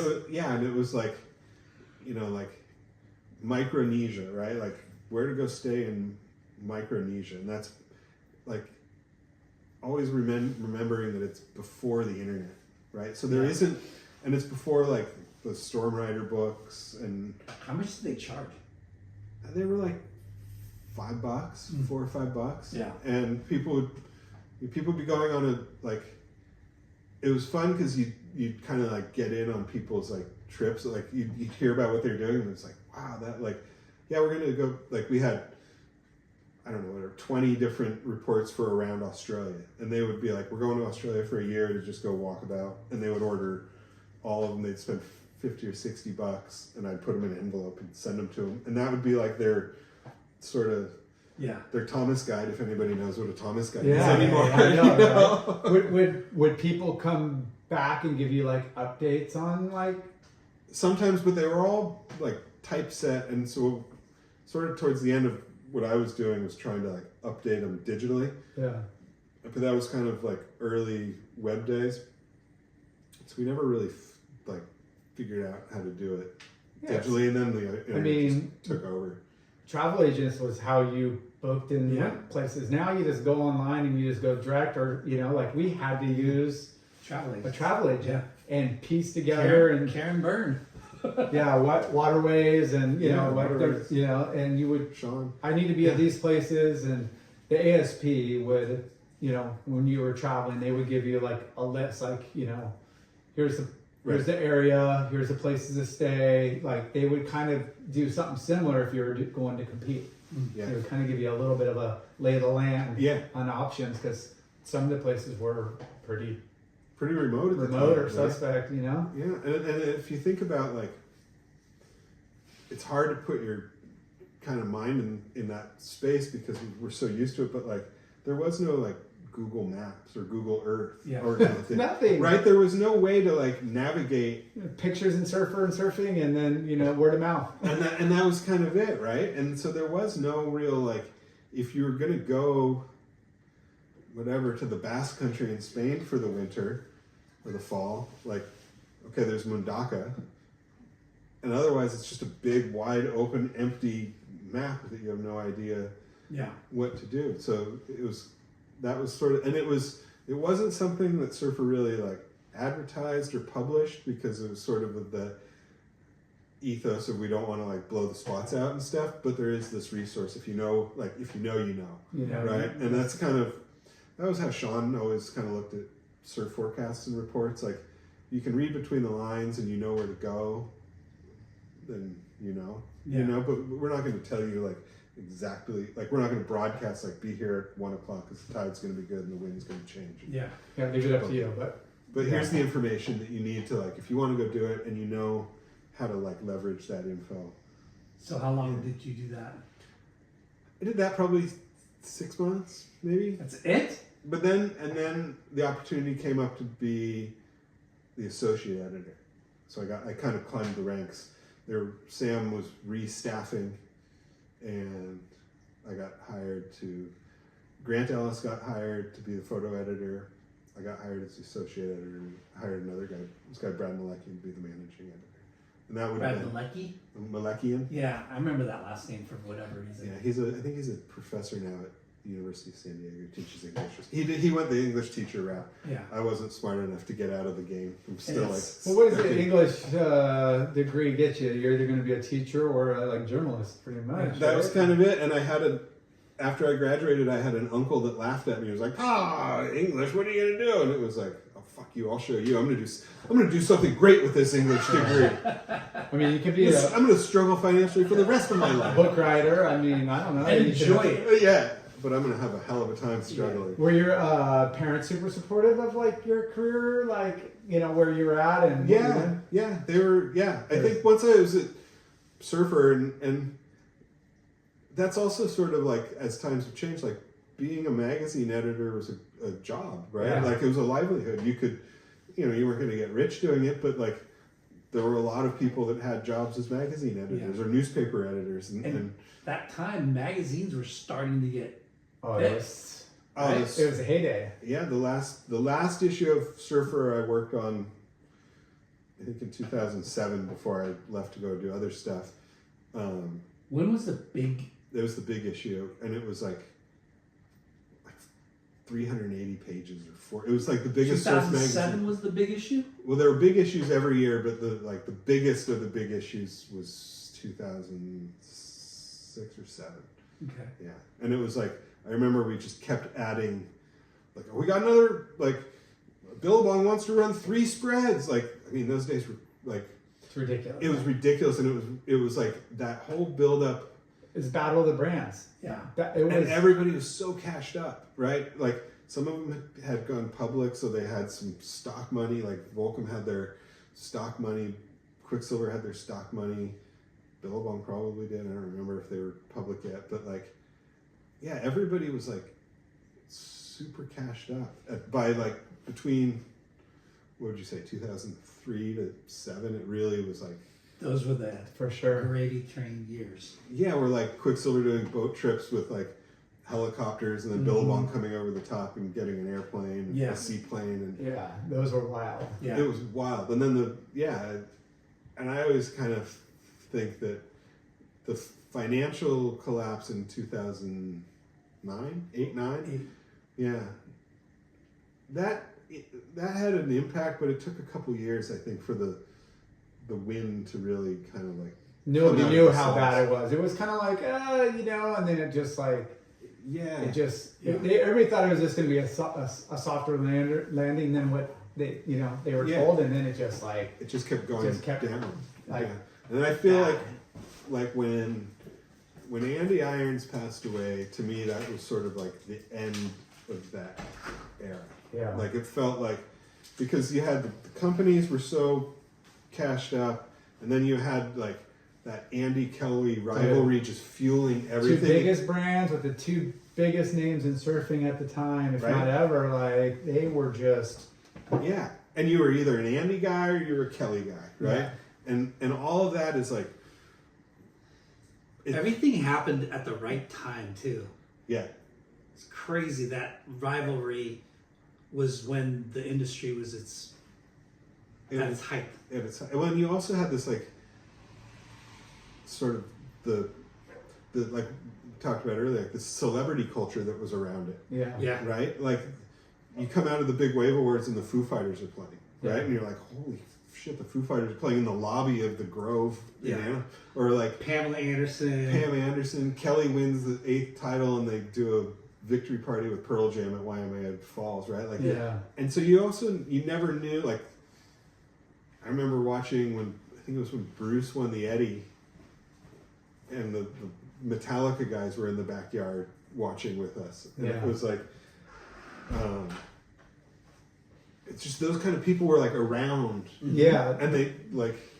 Yeah. You know, Perry Farrell was still part of he hadn't gone off the complete deep end yet. And so there was like this amazing rivalry with these two like white knight, black knight surfers, right? Like man of the people, like winningest goat ever. You had media stuff that with all the magazines, with Surfer, Surfing, Transworld, Water, all those magazines were fueling it, and the brands were cashed up and supporting it all. Yeah. And it was It's crazy to remember seeing like decent thicknesses of magazines and only having like 2 or 3 that you saw all the time. yeah, So the monthly magazines, right. and then it grew to like 5 or 6 different magazines, and they were all fucking thick. Yeah. And when Surfer started doing the big issues, it was like, oh my gosh. Yeah. Like Those if things you were were in the, cash cows. if you were in the big issue, you would have to throw down a lot of money for the cover, for the, you know what I mean? Like, Right. Well, they were influential. Like there was the big issue cover. It might have been the first big issue they did. I don't remember exactly how many they did. it was the Dukon Mocha one, right? That was There the was first that. one? I think the first one was the one. Empty Wave. It was It like was, not it even. was Kelly at Cloudbreak. I think, and he's wearing these these red floral board shorts. Yeah, I posted Remember that when we did Eric Diamond. AD. And ED Yeah. designed those shorts, Yeah. and those shorts, like talking to ED, proved that you could like make floral board shorts and sell the shit out of them. Yeah. Right, and they were like, so the cover correlated with what Kelly was doing and what Quiksilver was doing at the time, and it translated into like good business for Quiksilver. They Yeah. sold the shit out of But- those shorts. We talked to a couple of marketing and graphic designers, and they're like, yeah, we had to design, like we were so busy because we had to design different ads for every mag every month, deadlines that was like Yeah. nonstop, and I Yeah. had to come up with new ideas. Yeah. It was just like, It's kind of cool, Like- like there's the boards, right? Almeric, fucking Rusty. That was a rivalry too. Right. And then the brands, the Billabong and the Quiksilver. And then, the magazines. Billabong wetsuits, Quiksilver wetsuits, O'Neill wetsuits, Right. the board short wars. Like Yeah. there's so much shit that was happening that you guys could advertise and hype up too. And elevate it, right? And elevate, yeah. And feed into it. And then, I mean, look at, like, you ever go back and look at, I think I was just looking at a photo of Barton Lynch's board from the 80s or 90s, and it was like, he had like a Quiksilver sponsor, 15 logos. and a Rip Curl sponsor, Yeah. and it was before like the companies Made stuff. made everything, Yeah. right? Like, oh, well, like O'Neill was just a wetsuit company, right? So you could ride for Quiksilver because you were getting your board shorts from Quiksilver and your wetsuits from Such a different time. right, like complete. And then once those companies started like I remember how bad the early Quiksilver wetsuits were. Remember those like Yeah, those really zip ups? Yeah. I wrote from I got a rash of hell. That weird Yeah, like yeah. zipper. All the way to the neck. They look cool as hell. They look like yeah, they look cool. They were actually like, yeah, they're weird. I can't. Yeah. So, associate editor. Yeah. And what does that mean? Like, what was It's like an intern. You know? So you're Yeah, working it's under like if there's editor. not an intern, you're the next guy. Like when the kid goes back to school. pay bump. Yeah, it was like writing small things for the front of the magazine, transcribing longer interviews for like Sam or something like that. Yeah, kind of shuffling, gophering things around, getting photos. Were you pitching ideas or anything? Probably wasn't. Yeah. No, a little. I was just probably quietly sitting in the edit meetings and. Listening. I mean, and learning? Sam was such a like outward kind of animated person. You Yeah. know, they just kind of like. Yeah, I probably grew into that, but you start just learning how the magazine gets made and doing. A lot of it was copy editing, and so this is like when I was being offered the job, they gave me a copy editing test to see how if I know where to put commas and how to spell words and stuff. This is where English comes in. This is where the English comes in, and I'm not a good copy editor. Or copywriter, or copy editor. It's really hard. Your brain starts once you read something, Well, you're it's translating. the skill. You have to really look at each word individually, and not really read it so much as analyze each It's got to flow. thing and all that. And so I'm like a reader. I'll read the words and a lot of my writing is by ear. I'm not a really good grammar person. That's probably not good grammar right there. Grammar person. Me, no good at grammar. But they had the words. they had accidentally the month before they had made a correction in the magazine at the last minute, and they had accidentally flowed the same copy on 2 pages that were next to each other, and it became a big big no-no. It was kind of a big to-do. And so when Sam came to give me my copy editing test, he gave me this chunk of copy, and he was like, "All right, edit this and let I'll review it and see how you do." And it was hey, this looks kind of familiar. It looks like, and he left. He's like, "I'll come see you later." And so I opened the magazine, and there's that copy that they had run twice in thing, and it was like, oh, well, this is the copy they ran, and this is the copy that they've given me for my test. So I went through and was like, oh, looks like a comma there, and spelled that wrong there, and fully fucking cheated on the copy editing test. Yeah. And even left things didn't missed a few things on purpose, because you can't get 100% when you're cheating, right? You have to Yeah. oh, I got 92%. Whoa, he's pretty good at this. He got almost everything. And yeah, Sam reviewed it. He was like, this is great. You're good. And then pretty quickly into production magazine, they're like, Jake, you're not a very good copy editor, are you? I was like, no, I'm really not. But again, foot in the door, big borrow and steal, anything you can do to Because you're transcribing they do interviews on the recording tapes, right? Yeah. And then you'd have to transcribe them. transcribe Play it, play it, rewind, type, which is kind of sounds easy, but it's I stop hate and it. go, and it doesn't really. It takes a long time. Yeah.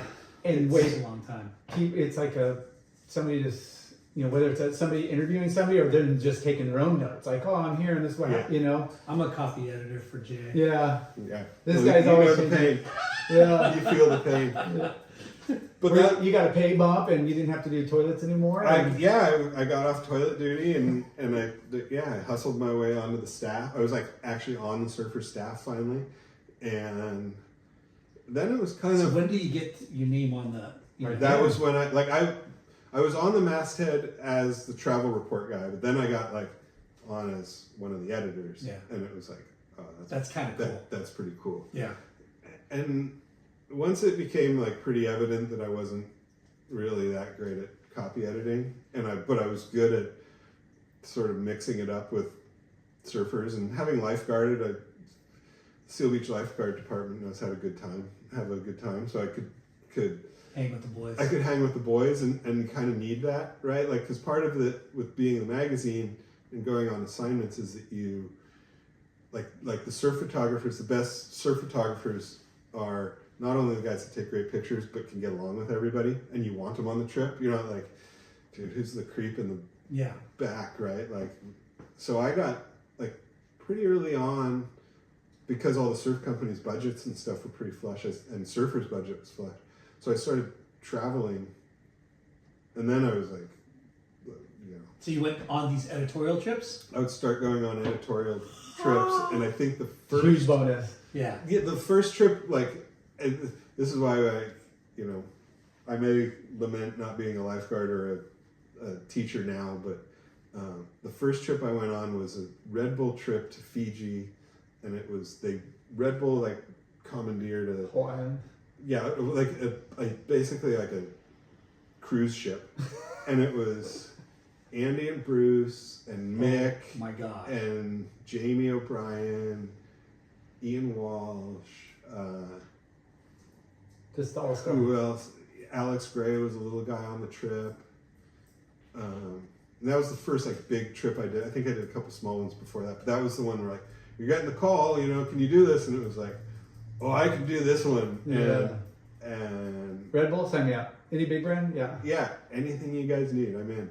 And that was when I developed a pretty good relationship with Andy on that one.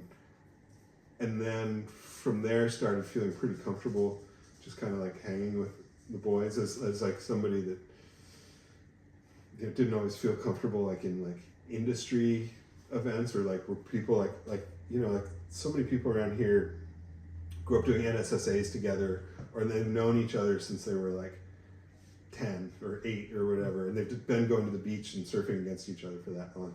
So it was like an outsider, it was always kind of like, it was kind of like hard to crack, but being with the surfers themselves seemed more comfortable. Yeah. So when this trip, was it, you said Fiji? it's Fiji, yeah. Okay. And were you guys like on Tavarua, or was it like? No, we sailed to the Lau group. I think it's in the south of Fiji, and we were going to look for waves and find new waves, and we found some stormy weather. We drank some kava, and I think we got like 1 day of surf. We played a lot of bonded. We played a lot of poker. Andy and I didn't really know how to play poker before that. I knew, but not like, that was kind of like, remember when like poker was like, the World Series of Poker was like massive. We used to play so much back then. Yeah. It was before like all the kids and we had money. Yeah, right. Like you were just a little more loose with everything, and so we played poker. And Andy ended up. He did not like losing at all, right? Yeah, of course. Lindy was on the trip. I think they weren't married yet, but they were dating. The next morning, like Andy had stormed out of the poker game, and the next morning I was talking to Lindy, and she's like, Andy threw the laptop overboard last night. Oh my And God. she's like, and it's at the bottom of the ocean now, and it had the DVD for Anchorman in it. And so the Anchorman DVD with this, and she was so bummed because they had just got the computer set up for Wi-Fi at their house, and that was like new to like have Wi-Fi. Yeah. And she's like, the computer was all set up, and he just got all pissed off and just threw it off the freaking boat. Who told us this story? 'Cause Yeah. we heard it from Chad Denetta. Yeah, Yeah. Chad might have been. Chad wasn't on the trip, but Andy was a Nixon guy. Yeah. How funny. Yeah. So funny. And it was. Did you ever do It was the hilarious. surfer North Shore house? Yeah, we did the surfer. The first winter I got to stay with Art Brewer, and that was amazing. Just looked like the OG of all OGs. Yeah. And he would sleep with a baseball bat next to him. And it was like, God, Art, why would you sleep with a baseball bat next to you? And the next winter, we were over there and we were staying at Bob Hurley's house, and the house got broken into. Ugh. And I remember the guy stepping over, I was sleeping on the floor, and the guy stepped over me he stepped around Grant and they stole some stuff. And it was like, oh, that's why Art always slept with a bat next to him. So but the surfer house, they would, you know, like, I don't know, halfway through the winter, they would do a night, like a slideshow, barbecue. Yeah. Do a big party, surfer mag party at their house, and and you put like a white like bed sheet up, like tie it between two palm trees or something. Yeah. And then do a slide projector, and that was all before digital photos, right? So carousel or whatever. Yeah, and the photographers would talk through like that day, that session, and it was kind of like a little storytelling, and you're just hoping as like a young surfer, like, oh man, I hope I got a shot, you know, like, hope I got a shot, and if you did, then you're like, got a little, like, that's cool. Well, that was a lot of times the only way you could see photos, because there wasn't digital photography, there wasn't Instagram, there wasn't, like, there would be the slide, the photo in the slide, and that's the only place that like lived if it didn't make the magazine. For sure. Right? So there wasn't, like, now we're in this state of like super saturated content, right? Where there's just like, you can't escape content. But back then it was like super, like the photographers, like they would shoot all day or shoot for a few days, and then one of them would run into town to the film processing, and they would drop the film off in town and maybe spend the day, and then by the end of the day or a couple days later they would go back and pick it up. And it was almost like Christmas, because you never knew what you were going to get, right? And well, it was, you know, there's so much action. They're shooting so many reels of film like every day that was kind of like their satellite hub. Yeah. And they would do all that, like the slide editing there, and then they would like send it back to you know. Yeah. Surfer was pretty meticulous too, right? Out of all the mags, maybe Surfer's Journal too, but it seemed like you've talked about it before. It's like, if it isn't perfect, the lighting, the backdrop, whatever. Like every photo counted. Yeah. Right? Because you had limited space. You had limited space. You had ample photographers and ample surfers, but because the magazine was held to high regard, you know, you had to pick, well, and then you had like surfing and flame, and it was like, well, we have to, like, I mean, there were so many times where we'd get like in almost like a competition to get like, I remember like maybe the first trip they did out to Cortez. I don't know if it was Cortez, but like there were trips like that where it was like, we would like compete to get that stuff. Sure. First to market, right? Like, oh, we got, and then you'd make deals with the photographer, like, okay, well, we'll give you the cover and, you know, whatever, 10 spreads in the magazine or whatever.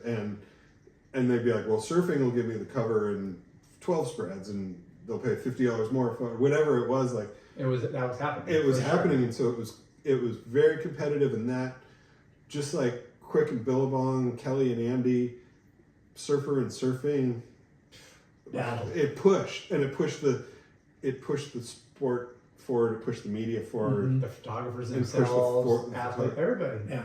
Surfer was like the cooler, older guy, and then surfing was going after the cooler, younger guy. Right? Yeah.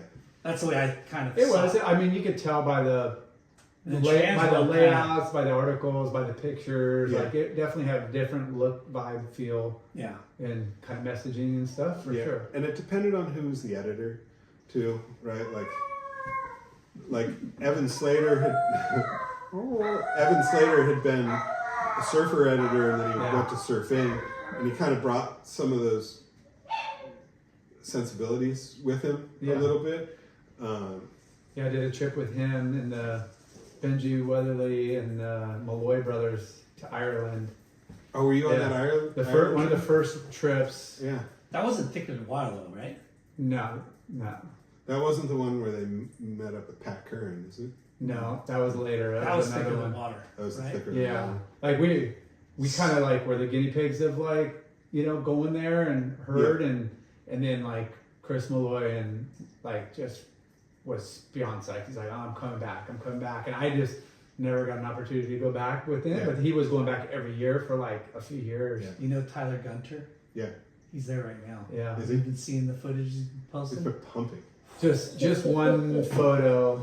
Yeah. Has he been at Mulgamore there? Is that where? I don't know where he's at, but there's video of him dropping in on some bombs. Yeah. Yeah. I've been telling. It's funny how Ireland has really become this like sort of epicenter for Big Slabs. big waves Yeah. and slabs and stuff. And just That- in the last couple of years. Is that where Nathan Florence is that? Yeah, he was there last year Yeah, and then he was just in Scotland. or Scotland. Okay. But yeah, you hear about these like these places, these spots, and you know, you go, and if you don't, strike it, you're going back, or or you just fall in love with the place, and you're like, it's a really cool surf rich. Yeah, like I Coast. started going back to Mundaka for a few years, and it was just like I didn't get it. I never really got it that good, but like Are you regular or goofy? regular. Oh, you like Matt Backside, huh? You know what? I just like the town, Yeah. like that old world. Like it.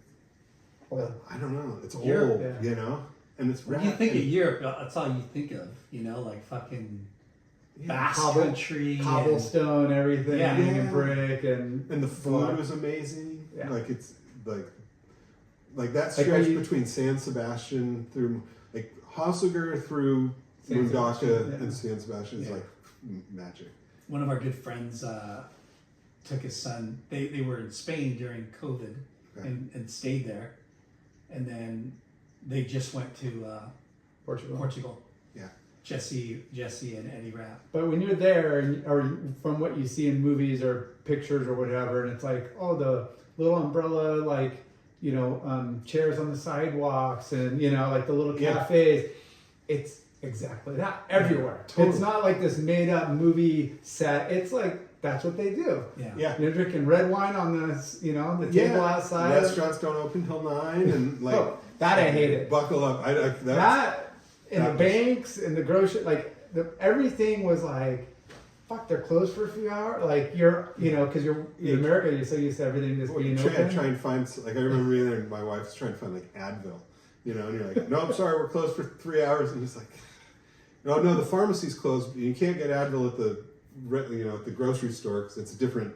They only sell food, and It's so weird. it's Very specialized, like little stores, which is cool, but Yeah. when you're not used to it, it's kind of like crazy. Yeah, and that was kind of like it. The first time I was there, I was like, wow, this is kind of challenging, and then it was like, I kind of like it. And you keep coming back and you start figuring it out. Like, okay, maybe I'll keep some food in my hotel room. Dude, you have Right. to. Yeah, you go surf and you'd be like, you get out and you're like starving and you're like, shit, like everything doesn't open till like 7 or 8 tonight. Or like another ham sandwich. Oh, just the Euro ham sandwich. no salad, no dressings, no flavor, just strictly like Yeah. cheese, baguette, and meat. Like what? No wonder they're so healthy. It's dry, as it's a hard. bone. Yeah, but they're fucking good. You still eat it. You still eat it and suck down a few beers along the way. That's you just as long as you're having those Euro beers with it. And then the Americana sandwich, it would be that when they throw French fries in it.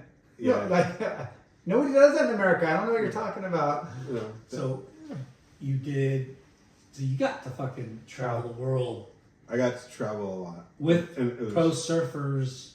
Yeah. Yeah. It was On Surfer's Dime.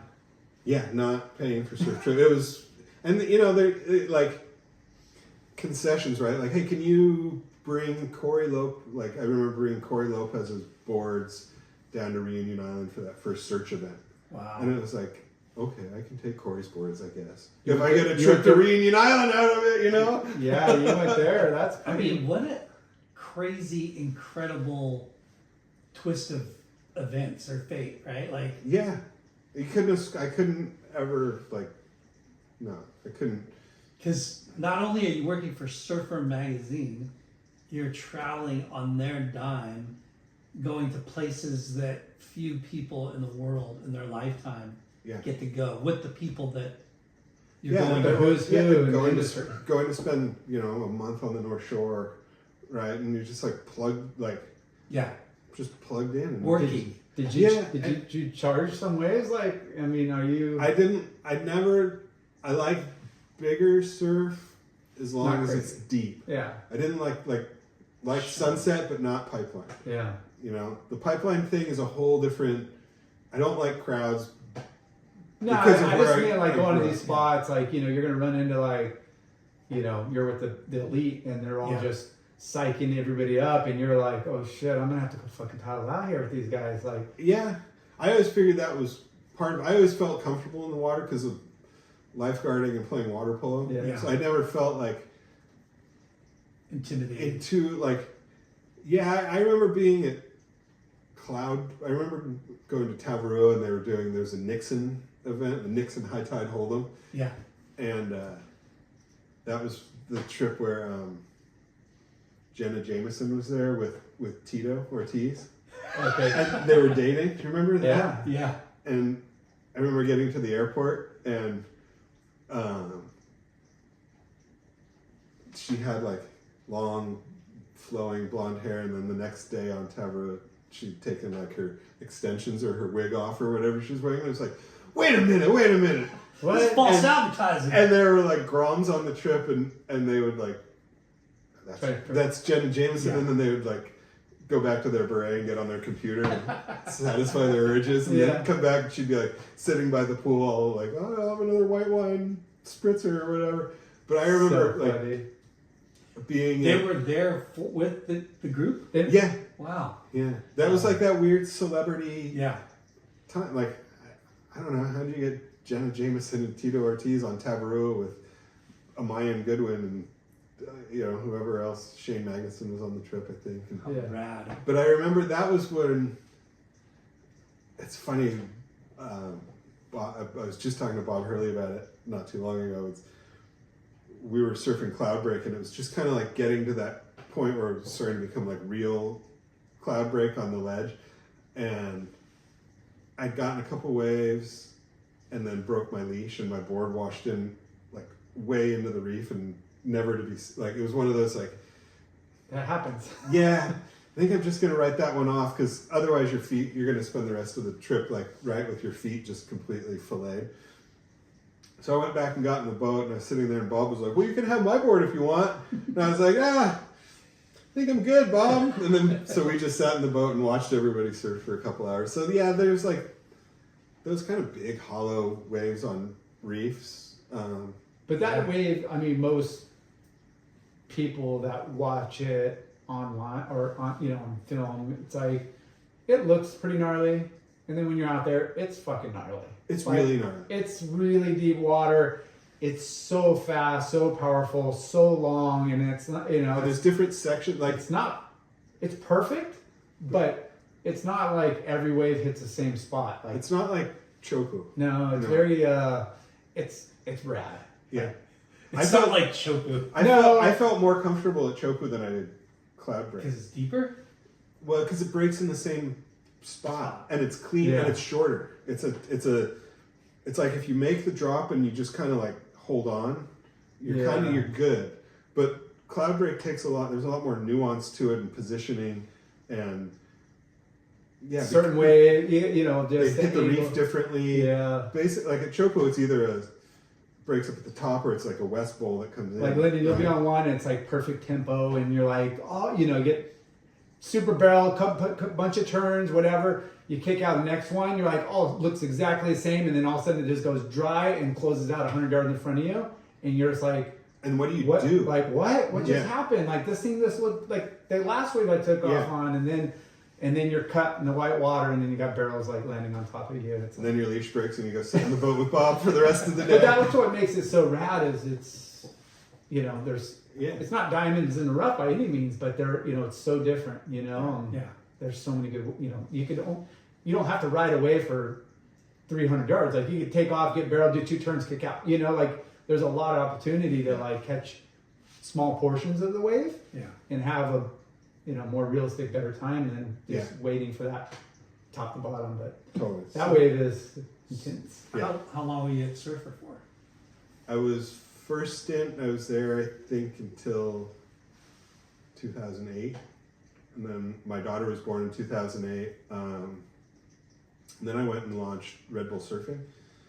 So I did I worked with Red Bull for maybe 5 years or so, and we launched Red Bull surfing and Red Bull snowboarding and kind of all those sports verticals with Red Bull. Yeah.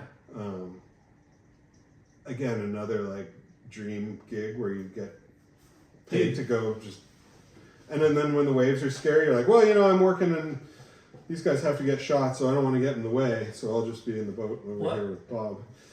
Red Bull surfing.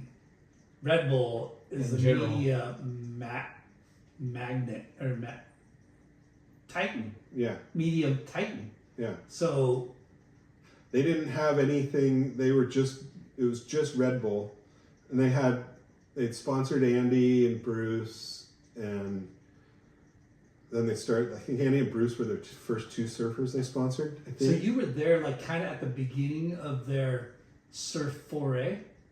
Yeah, they probably or shortly thereafter. And that's when, like, the contracts and the money started pouring in from Red Bull to the high-level athletes. Well, yeah. Like, Kolohe, and then, Today- and then today, they are the highest-paying sponsors. Sticker on the board. There's a reason they're on the nose. yeah.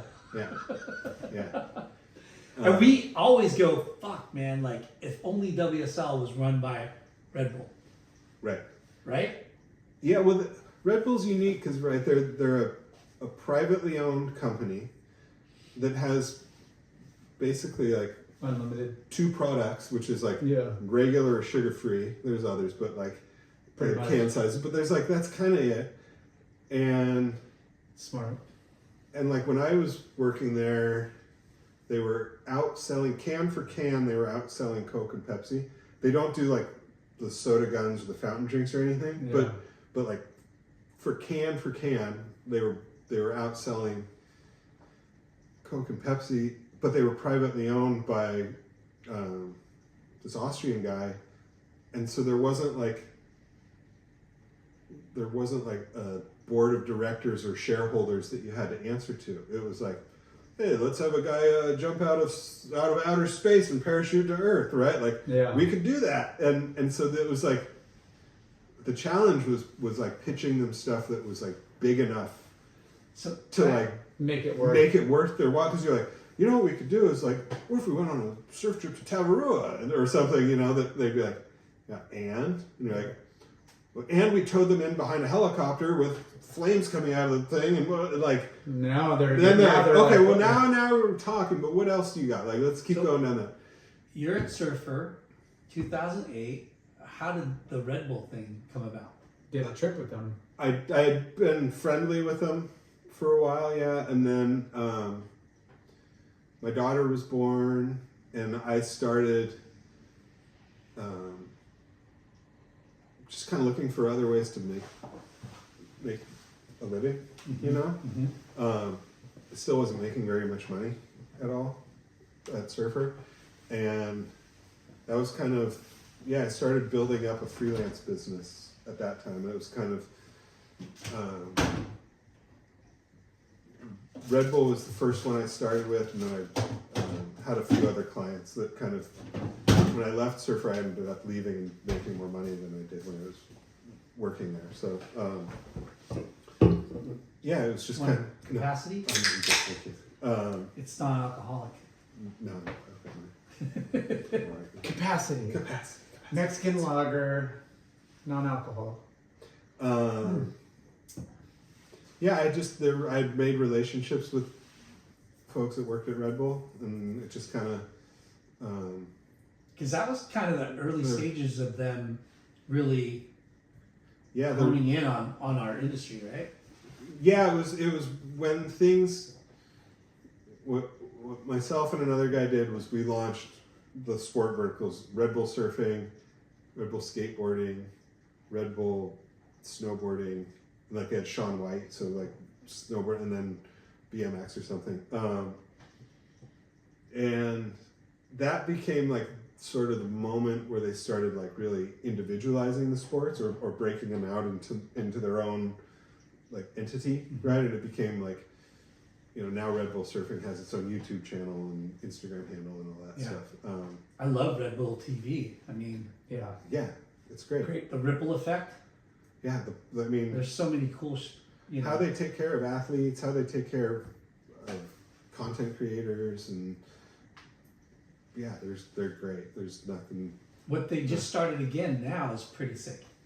Which one is The it? Channel 51 or something like that. Oh yeah. Doom is doing it, and Coco Ho, and Is it the pirate broadcast Yeah. for the WSL? Yeah. That's so no, they're great, and I think that's it. Like, they really foster creativity and stuff. And you think of like how they've taken care of, like, you know, like an athlete like Ian Walsh, who's been with them for a lot of his career. They'll help him with rehabbing injuries. They bring in all the performance coaches. That was a really fun part when they started bringing in like Andy King and a couple other guys to like Sean Hayes, and those guys. I think Sean's still there, right? I Yeah. think he's still their performance coach. Sean Purple Hayes. Sean Purple Hayes. But those guys they brought him in and started, and Mick too. It's kind of that, like, Mick was that guy that ushered in like pro surfers as athletes. Yeah. Like, for other people did it first, but like Mick was the first guy, like physio balls at the events and you know, all that. And then, so Red Bull's always been really supportive of the athletes and kind of figuring out what their goals are and how to support those goals, whether it's the big wave stuff. Like, I was in Nazaré a few months ago, and there's a whole like Red Bull athlete zone there that you could, like, if you're whoever, Carlos Burley or Chumbo or Kai Lenny or somebody, and you head over there, like, there's a locker there. There's a Red Bull ski or two. There's skis ready for everything. you. There's your wetsuits are there. Like, you just like bring a towel. Yeah. There's probably a towel for you. You know, like, we're big supporters of Red Bull as far as like how much they've contributed to our, you know, to flying our flags, you know. I don't think we would be like, when you look at, say, the last 10 years of surfing and as the brands really disappeared and marketing budgets disappeared, like, Red Bull really propped up surfing for the, like, you know, the top surfers. And it's no like new philosophy. Like, big soda or alcohol brands were sponsoring surfers back in the 70s and 80s before like these surf brands really took off. Yeah. You know? Wasn't it the Smirnoff Pro? MR one for sure. And Jose Cuervo and Blood Tour and but the commitment and no, for sure. I get what you're saying. Like, I totally agree. I'm just saying that, you know, in the last 30 years, these surf brands have gotten so big and made a point that we need brands like Red Bull and other non-endemic brands that kind of support athletes and help raise the bar and take care of them and everybody make a living, because like it's only going to help like elevate whether it's surfing or whatever other sport. 100%. So you were freelancing and you launched Red Bull Surfing. Yeah, we launched Red Bull Surfing, and then we had like athlete verticals where I was like, I did SeanWhite.com for a while and Carissa Moore You started had her. squatting your own It was funny because I would websites. I would write stuff as if I was Sean, like, and then I would send it to Sean's brother for approval, and then we would post it like, oh, today was a really rad day on the mountain. I did a whatever this and blah blah blah, and then I would send it to Sean's brother, and he'd be like, okay, let's change this and this, and then send it. We'd post it, but it was funny. And I was doing the same for like Bruce Irons, I guess, Because they're so busy. They like you're only really elevating. I got fired by like a 12-year-old Carissa Moore, 13, because she had her own. It was like kind of like blogs, right? When like personal blogs were kind of a thing. And she had written about, I think, a boy she was seeing, and it was like, hey,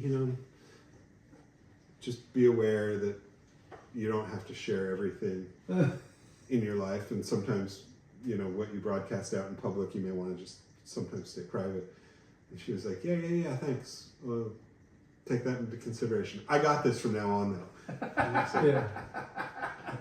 That's funny. And I've since written a book with Carissa's dad, and I worked with her sister Kayla at the WSL. So I've like literally edited all of the Moore family's writing for the last, and then Carissa actually wrote something for the last issue of Surfer for me. That's So awesome. we're That's cool. Full circle. and I was the first one that did an interview with her for Surfer. I think she was 12 and she had just like beat, I forget, she beat some woman at Haleiwa in a contest, and it was like Carissa, like people were like, it was Her coming out party. yeah, it was like, this girl's gonna be gnarly. And I remember going to lunch with her dad, and Carissa was like sitting off the side. She did a little portrait of me that I still have. Like She like, drew a portrait of you? yeah, she's like 12, right? Yeah. So it's like a kid's drawing. Doodle. It's awesome. Yeah. And I still have it somewhere. And her and her sister were there, and they were just little girls, like not even remotely aware of what was going on, right? And her dad and I are talking, and he leans across the table and he goes, "Nobody knows how fucking good she's gonna be." Wow. And I can see that in That's cool. and That it is was, awesome. and it was Yeah. like, yeah, like I get That's what every dad says. Yeah, but really, Yeah. Yeah, he was like dead set, and yeah, now she's gonna be a mom or anytime. Four-time world champion. Five. yeah. 5-time world champion. And you know, Olympic gold medalist. Olympic Yeah. gold medalist. And I would say she could have tied Lane and Steph at 7 if the WSL She got ripped finals. off. That's Yeah. right. 2 years in a row? Dude, final 2 years in a five. row. Yeah. Yeah. Lane. Like, Yeah. I mean, she comes into that event #1 in the world both times, and then Yeah.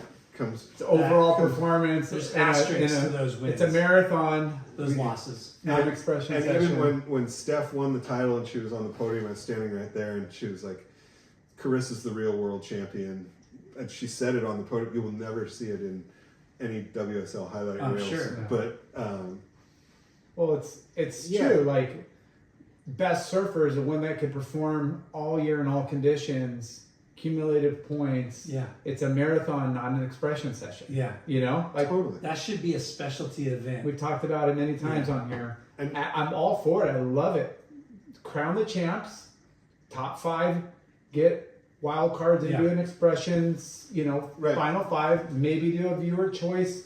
Or maybe that in a would wild count- card. Maybe that counts for double the points of a normal event, right? But you, It's a specialty event. It's a specialty event. Just like these Yeah. wave Can't- pools that we're going to be watching like, Whoever next week. wins the most contests or has the most points at the end Yeah. should be the winner of the fucking thing. Yeah. if you've won at Bells and you've won in Rio and you've won all these different waves and different locations in front of different audiences that sometimes are favorable and sometimes are really not. Yeah, it discounts. Yeah. Yeah, I don't Like, I'm excited to watch the Abu Dhabi wave pool, whatever, but I don't think it should be on tour. I mean, I don't think. honestly, think about this. If on that given day at Lowers, right? It's one fucking day. Or it's one day, right? Mm-hmm. If you threw like a Cade Matson against Felipe Toledo or whoever that world champion is, Cade Matson has a 50-50 chance of winning. Yeah. Right. Everybody has a 50-50 chance Yeah. of winning. So it's not really fair to crown. Yeah, well, it discounts all the hard work that you've put in Yeah. all year. And then I think the wave pool thing, it takes the drama of competitive surfing out of the equation completely, right? It becomes agree. more like gymnastics or ice skating where you go do your run, blah, Less, blah, blah. whoever doesn't has the least amount of flaws on that one, right? You know, Yeah. or Yeah, collective but like what I like about competitive surfing is that what's fun to watch about it as a spectator is the sports elements. The clock is ticking down, the pressure's on. Is a wave going to come? Is a wave not going to come? Yeah. Does this person know where to be? Like, just in Hawaii, and we saw like in the early rounds of the Pipe Master or the Pipe Pro. You can get on the Pipe Masters another year, but the Pipe Pro, you could see the difference of like a veteran versus a rookie, right? There were a couple heats where the rookies made a couple positioning mistakes or priority mistakes, and the veterans were able to capitalize on that. And and just all that like Strategy. all the strategy, all the knowledge, all the. But even the man versus nature too. Women. Women. That it throws It's another competitor versus nature. and strength and ability with that, because like taking off in the right way is not getting blasted and wearing yourself out, there's just a lot of variables that play into it, and it's Right. that's what makes it exciting. Somebody getting a fucking 10 and still losing the heat. Yeah, That is so amazing.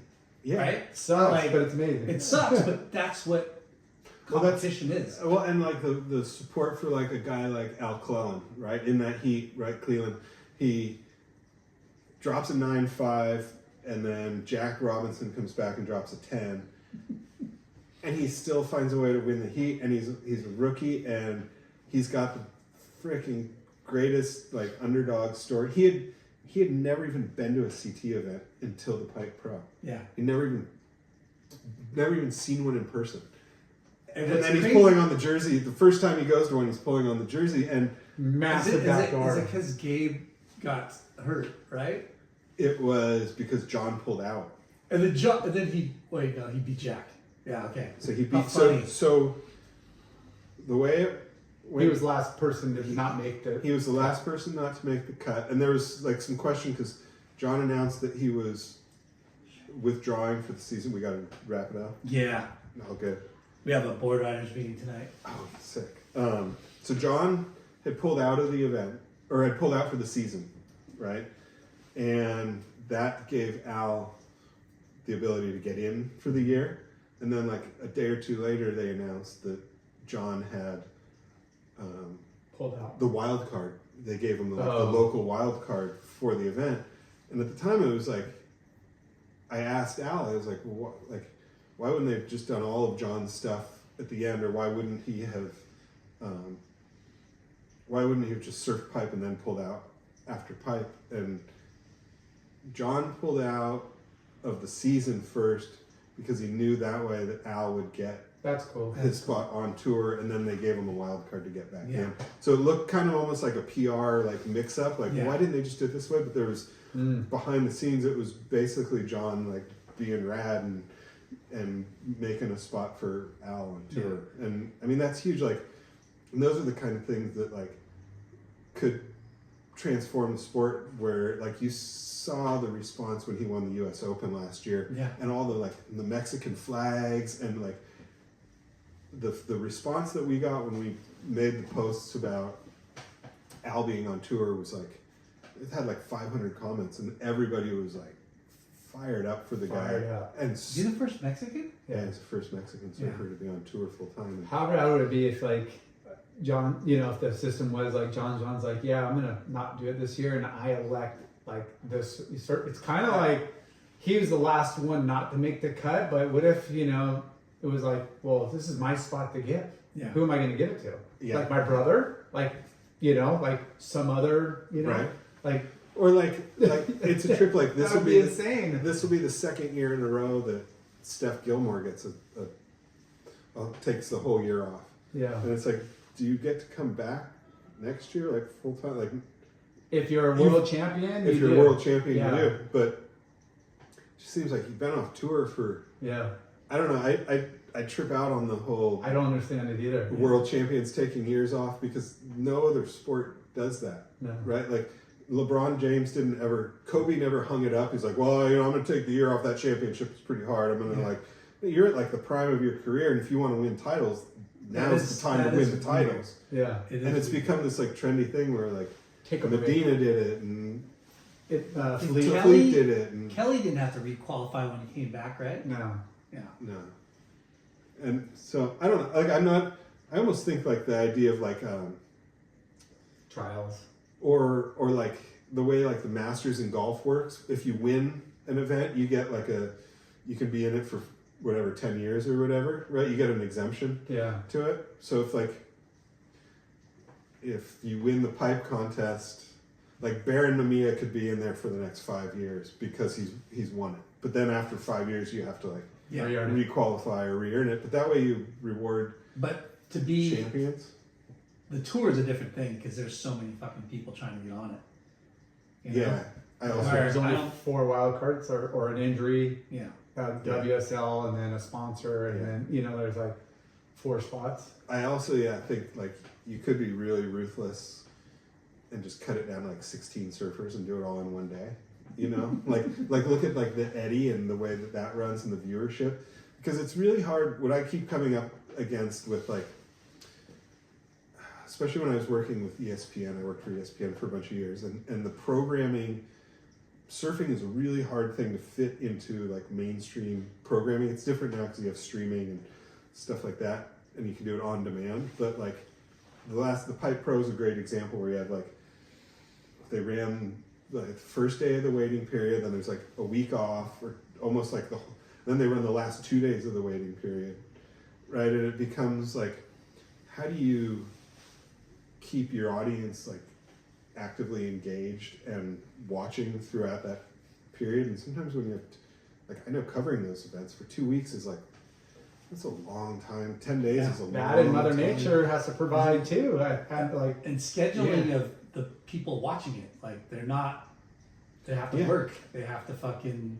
or like go to school. They do one of those days where like in Europe when you run into like the you're on hold because of the tide, right? Like you run like half a day in the morning and then they go on hold for like 3 hours and then they run in the afternoon. It's like, how do you get all those viewers that started watching in the morning back in the afternoon? Because they've gone out, now they're like out around the world. They're out living different time zones. Totally. Yeah. Well, that and that, like Europe, I mean, the tides, it's like, dude, we got to wait 6 hours until the tide switches and it turns on. Like, all these spots aren't always on. Yeah. So, I'm sorry. No, you're good. We've been rapping for almost 2 hours. Yeah. Now, haven't we? It's a little over 2 hours, Right. 2.5 hours. Easy. Just get us talking.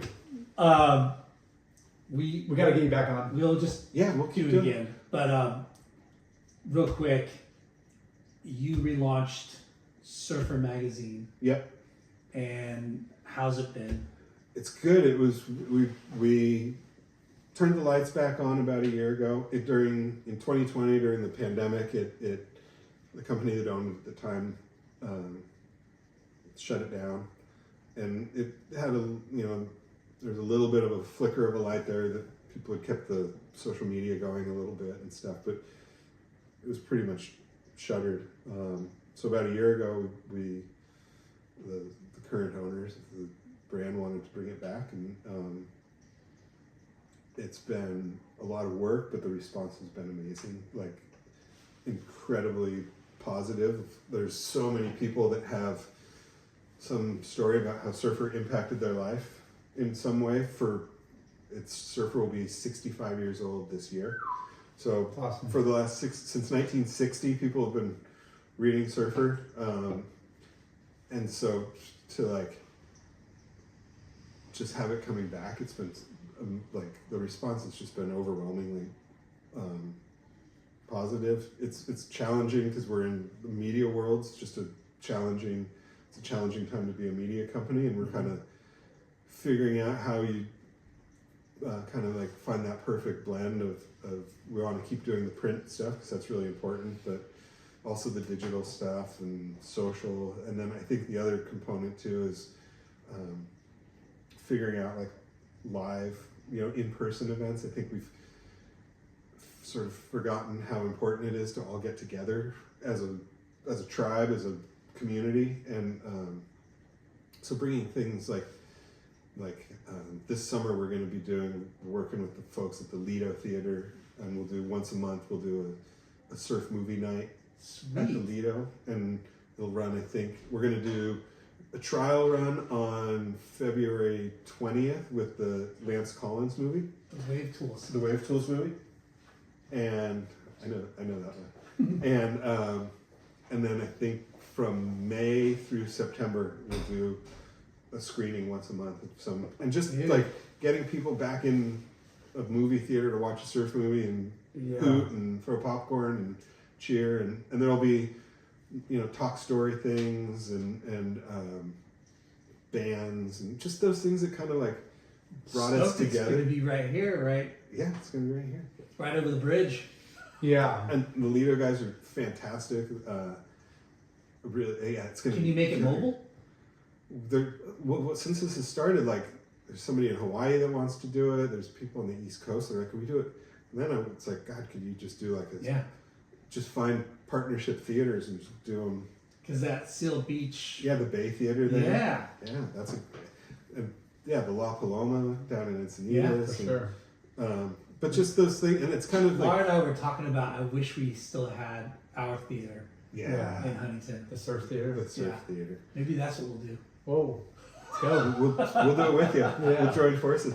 But those things are like, when we talk about like where sort of the state of surfing and the industry is that, there's more people surfing than ever, right? Like, especially after the COVID boom. Yeah. There's more people in the water. There's more people surfing for different reasons than there ever have been, right? The surf therapy movements and board riders clubs and all of that stuff. There's more people in the water, but the industry is in not a great shape. Yeah. And so how do you that's the question I keep coming back to, is how do you answer that? Like, there's more people in surfing than ever.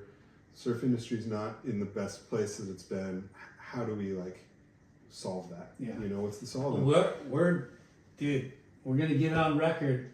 Let's do it. Surfer Magazine is Late Night with Chalky. Whoa. Is Surfer Magazine's official I podcast. love it. Let's do it. Right? All right. Official high five. We're gonna help promote and partner up with events at Lido, wherever. It'd be sick. Whatever we can do to fly the flag. But Yeah. what was I gonna say? I forgot what I was gonna say. But before we leave, Yep.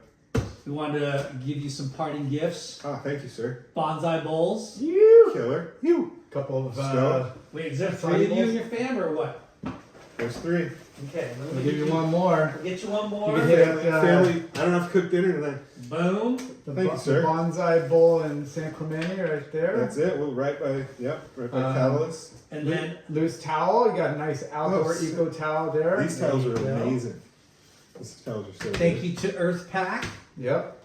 They make packaging, All your sustainable packaging needs. Yep. Awesome. Thank you to Caballero Pools and Spas. Yep. Thank you to Capacity. Thank you to Shoots. Yep. Thank you to Murph Electric Bikes. Murph Electric Bikes, Clearweather Brand, Foo Wax, Malachi.com. Dude, yeah. And now, thank you to Surfer Magazine. It's on. Thank you to. When's the next issue coming out? We are just planning it now. Next issue comes out June 13th. Nice. Right? Just in time for summer. Nice. So is it going to be yearly? It's Playing it by it's ear. loose. Playing it by ear. Yeah. The first one was like, let's see if people even want magazines. Yeah. People want surf magazines. Yeah, they do. It's It's it a beats coffee scrolling. table book, Oh, man. like mag, and it's history. So, coffee, if- and the journal's too nice to keep next to the toilet. how can how can our listeners support Surfer Magazine? Right now, just go on social media, like the content, engage with it, go to surfer.com.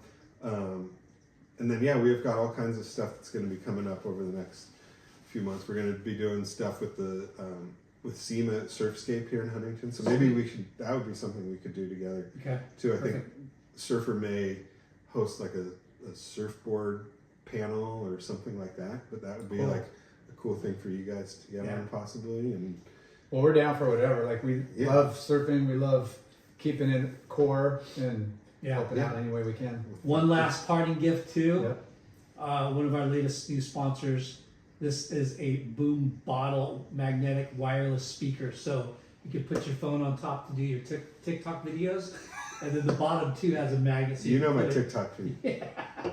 That's amazing. This Scotia is- Industries, baby. That's killer. I can't wait to Yeah. crank up the tunes. Always got to have some little speaker when you get for the beers after the beach, after the surf at Trust. Okay, so I think we're going with the Chronicler of Stoke. Chronicler of Stoked. The Chronicler of Stoke.